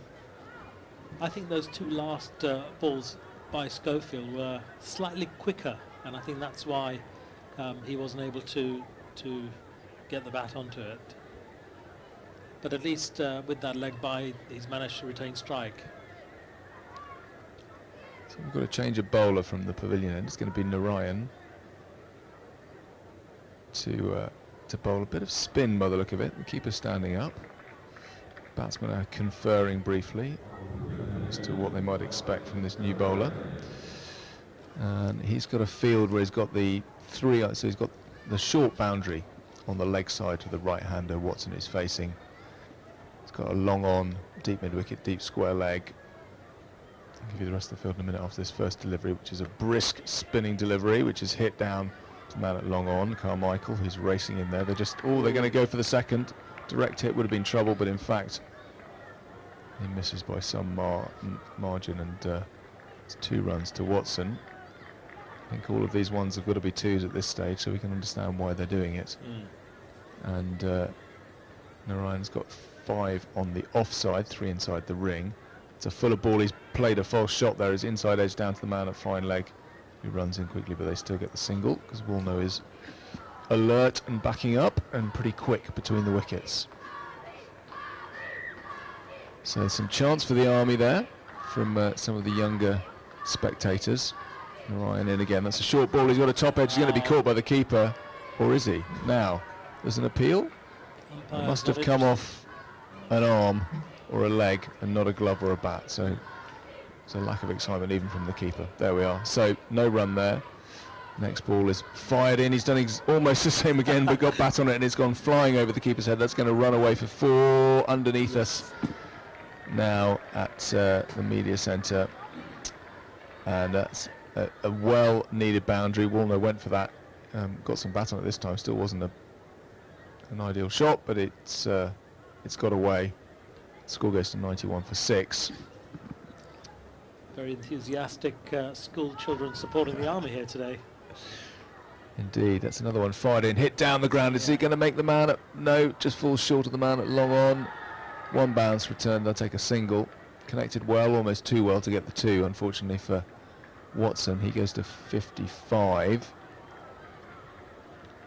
And the score is 92 for 6. Last ball of Narayan's first over. Hang on, what's going on here? There's a bit of dead ball signal from the umpire. The umpires are going to consult. It won't be about the light. Don't think it's about lunch. Wonder what they're talking about. No. And we still haven't got to the bottom of why the match referee, I think it's came on before. Yeah, I wonder whether some interaction with the fielder at long on. But let's see what comes of this. It's not clear to us what's going on, but I think we're going to have the last ball of the over now.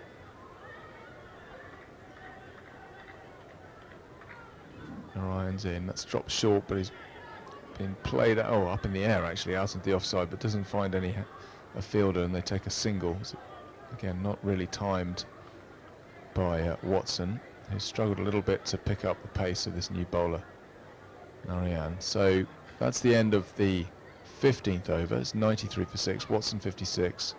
Woolnough 6. The required rate now up to 15.8. So it's pretty much becoming a hopeless task, I'm afraid, for the Navy. But the running between the wickets has been good.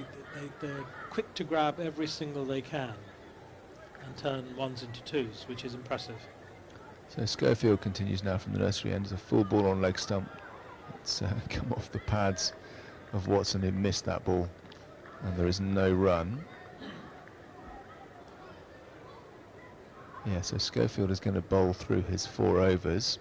His leg side field is a confident one. He's got 3 inside the ring, and the only man outside the ring on the leg side is long on, and defending the short boundary on the offside. That's whacked up the hill through mid wicket for 4. Again, not an elegant shot, but an effective one to take Watson onto 60, and the score's a 97 for 6. He must have been listening to you, because you were just pointing out the gaps, weren't you, in that field?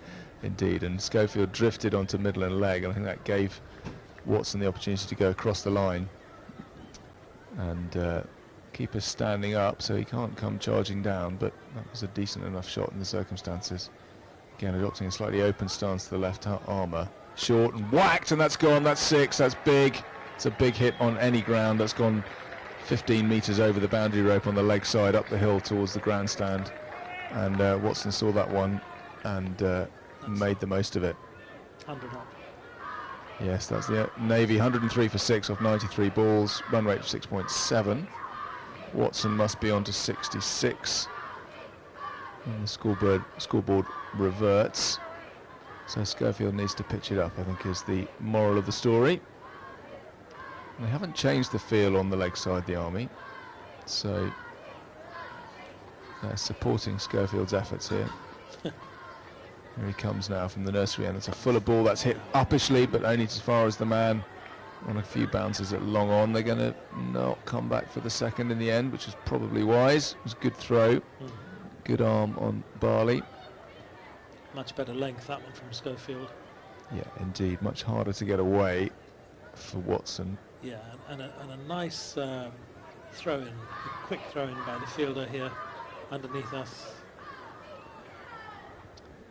So Schofield in again, fuller ball on middle and leg, driven along the ground up to the man at long on. They take a single, and the score just ticks along to 105 for 6. Watson back on strike for the last ball of this 16th over. It's a fuller ball. He's got hold of that. He's driven it down the ground, but the man at long on is going to cut it off. Will they come back for the second? No. He will. Yes. No. Maybe. They are now. There was some confusion there, but then the throw went very wide, which allowed them to get through. So that is the end of the 16th over. 107 for 6. Watson leading the charge on 69 not out of 51 balls. Waldo on 7. I will allow you to give us your thoughts, Avinash, while Ben Feasy steps into my seat. So a tall order now, really, for the Navy. 107 for 6 in response to 171 by the Army. 4 overs remaining, required run rate of 16.3. Watson has been batting very well, 69 not out. But it's Woolnough on strike, and it's going to be Narayan, the slow bowler from the pavilion end, who's going to carry on with his second over, and he fires that one in, and that's nearly a catch on the boundary there, just by the mound stand,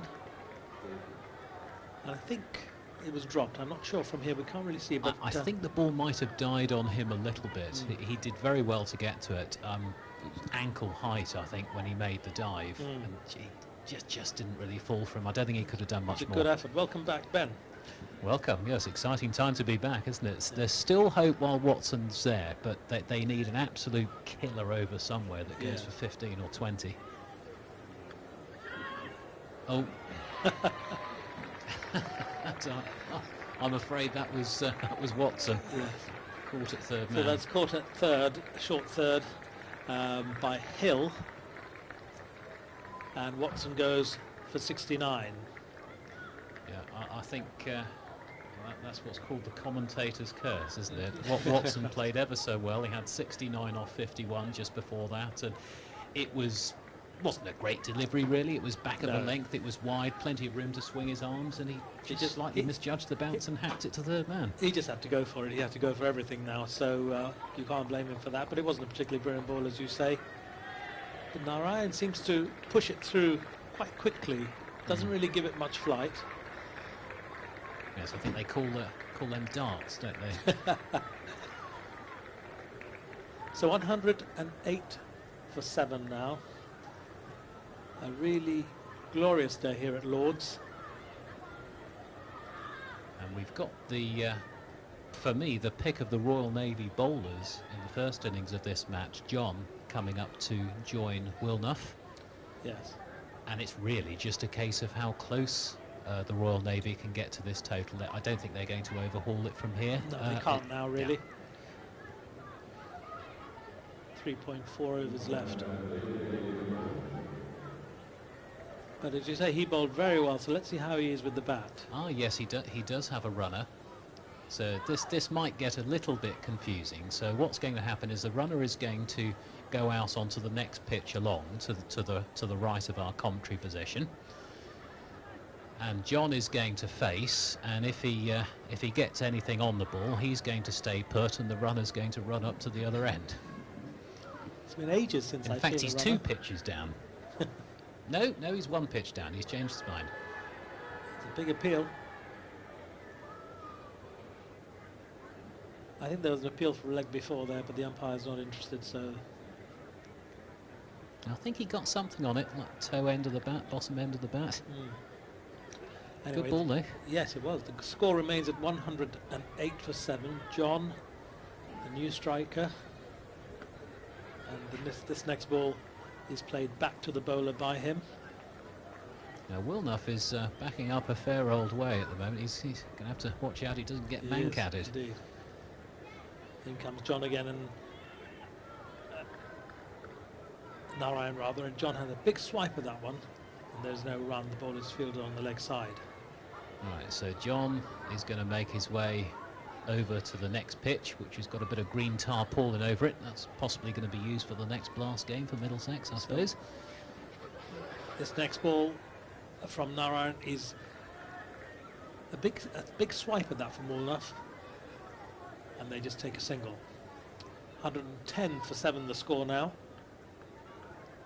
Yeah, Wilnuff just threw the shot a little bit too early. It's quite a slowish pitch when you get the short ball. You do need to wait that extra fraction of a second. So that's the end of the over. It's going to be Dearden coming on. And quite a nice time to bowl, really, isn't it? We've got plenty of runs in the bank. No pressure. Yeah. Well, certainly less pressure. So 110 for 7. And Dearden will come on from this, the nursery end. Looked like he's a slow left armer from his practice bowling, wearing the number 22 shirt. There's a fielder out on the mid-wicket boundary. I wonder if he might get a short one, just to bring that fielder into play. Here he comes down. A reverse sweep is played by Wilnuff. Ball goes out to the fielder fielding, coming in from the mound stand there. And they take a single. 111 for 7. Premeditated shot there.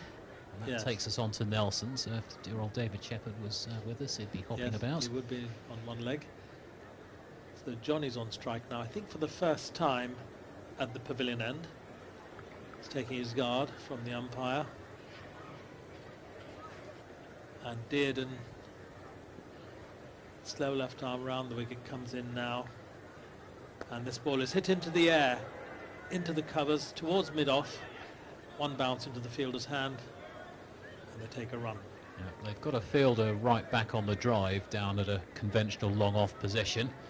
So there is a run to be had there, as long as you time it. And that ball bounced about a yard in front of him. This next one is there's a loud appeal by the bowler, and it's given.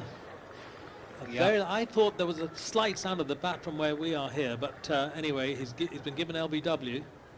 I think he was hit on the knee roll as well, Avinash. I mean, it looked pretty adjacent, and I should stress, as we have done once again to our listeners, that we're at a slight angle up here in the JP Morgan Media Centre. We're a few degrees to the right of the wicket. But if he didn't get anything on that, there is the issue of height, because I think it hit him at the top of the knee roll, but perhaps just clipping the top of off. But he's gone 1-1-3 for 8. It was a very strong appeal. The bowler was very confident. The umpire gave it fairly quickly. Less reaction from the batsman as well on this occasion. Yes. We've had a couple of reactions where the batsmen have kind of swayed their head back, either in disgust or disbelief. Yeah, he was or happy frustration. But I think on that occasion he just got his head down and walked off. Yes, and I think also the general state of the match probably contributed to his sort of non-reaction, as it were. 113 for 8 now. Atkin is the new batter coming in, and he will be on strike from the pavilion end. He's taking his guard now from the umpire. Dearden still has 3 balls left in this over. Four fielders, 5 on the offside, 4 on the leg side, long on, long off. In comes the bowler, and that ball is, the batsman is deceived by that, just outside the off stump, sort of attempted to play it and then put his bat back, and the ball went through to the wicket keeper. I think he might have briefly entertained the idea of running it down to third man, but third man is up in the 30-yard circle. Yeah. Dearden bowls his next ball, which is played out on the leg side, and there is no run. Atkin is a Royal Navy lieutenant. So slow left armer Dearden with his last ball of the over, and there's a big swing on that one, and the man at short third fields it, and I think that might be out. Well, no reaction from the square leg umpire. Yes, no reaction, but he's kept going. So I think yes. he knew he was out, so he didn't wait for any signal from the umpire, and just walking back to the dugout. Yeah, the off stump is halfway out of the crease, and the Royal Navy, they had some hope when Watson was going well. He lost momentum a little bit in the last over or two before his dismissal, but now unfortunately the Royal Navy are 113 for 9, and 13 deliveries left in innings. You have to wonder if all those are going to be used up now. I'm not sure we'll get to 20 now, but that was a really smart piece of fielding by the fielder there at short third. Picked it up nice and quickly, and a very quick throw in. And the batter was very short. 113 for 9 the score, as the final batter makes his way to the wicket. Should be Milligan. Yes, Robert Milligan. Yes, Milligan it is, and he's had a quick word with his co-batter. Not quite sure what those words would have been. 2 overs to face. I suppose now the only thing they can do is try and just at least last the 20 overs. Well, Milligan's an air engineer technician, so I wonder if he might take the aerial route when he gets on strike. Full toss from Narayan from the pavilion end, which is hit out onto the leg side, where the fielder from the mid-wicket boundary comes in and fields.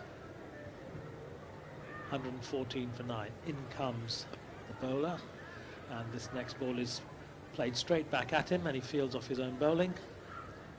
Narayan in his third over, 12 for 1.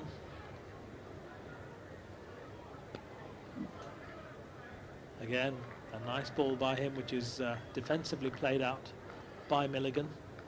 He's got quite a high back lift, Milligan. He has. Favouring the drive.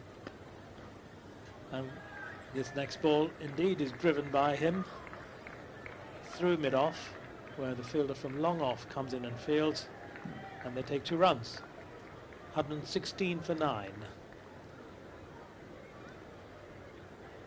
See a flag there on the pavilion, so I'm guessing that must be the combined services flag, I believe. Yes.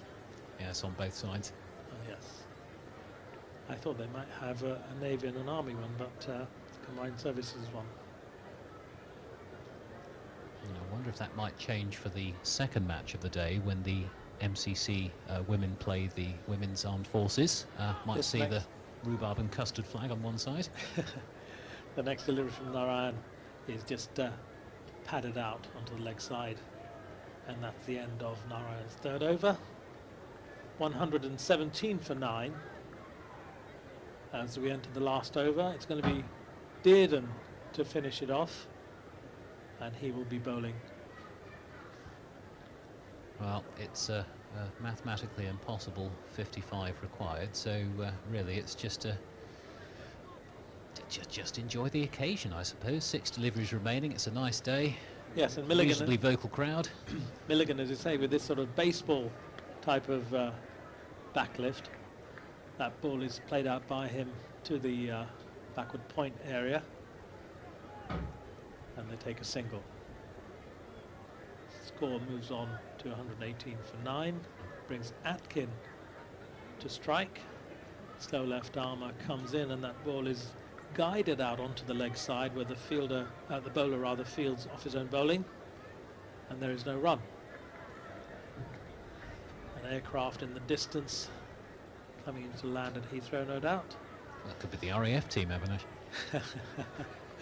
And the next ball is defended out onto the offside. There is no run. Right, they're the opponents in the third match, of course. Dearden rattling through this over, the 4th delivery coming up now, and that's a flatter delivery, which is slightly quicker, driven out onto the offside. Bit of a fumble by the fielder there, who's coming in from long off to field that, and they take 2 runs. I don't know what's going on underneath our commentary position, Avinash, but there was a bit of a clatter there, yes, like a ladder falling over or something. 2 balls left. So 2 balls left, 120 for 9, the Navy. This next ball is driven for 4 runs through extra cover That's gone all the way. by Atkin. Just over the rope. A nice shot. Yeah. A little bit of consolation there for the Navy. Score goes on to 126 for 9. Lovely shot. Nice high elbow, flowing, getting the transfer and the weight through the shot. All in the textbook. So the last ball of the innings coming up now. And there's a big swing on that. And that again goes for 4. No, that's going to be saved on the boundary there. And they run for 2 runs. Came back for 2 runs. So the Navy are going to be finishing on 128 for 9. Way short. Just the one significant innings really, and that by Watson, who was out for 69 off the bowling of Narayan. Apart from that, a disappointing performance by the Navy. Handshakes all round. Yes, it is rather, and don't forget they had a very close run game against the RAF on Tuesday at Aldershot, Yes. losing that one by 3 runs. And I wonder, actually, in all seriousness, what advantage there is of playing in the 3rd match when you've had a chance to sort of assess conditions, because presumably the RAF are already here and they've had a look at conditions. The Army have played the 1 game, and I think they will see that when you bowl back of a length and you pitch it a bit short, because of the slowness and the true nature of the surface, you've got time to play some attacking cross-batted shots. You've seen a lot of batsmen setting themselves up with a powerful base. We often talk about a powerful base with which to swing your arms through the line of the ball when a Yes. short and wide ball presents itself. So I do wonder how much advantage there is coming on a bit later, having watched other people play. There must be, I suppose. Yes. And had they got over the line at Aldershot a couple of days ago, I wonder if they would have run the Army a lot closer today. Well, the Army are a very, very strong team. They won the tournament last year, of course. So that concludes that particular match, and I think we're going to come off air now. We will, yeah. And the ladies' match will be the next one. And just to remind our listeners that the ladies' match, that's the MCC women against the Combined Services Women's 11. That will start at 1:15. So we'll be back just shortly before then. I hope you've enjoyed the commentary up to now, and we will say a fond farewell. See you shortly.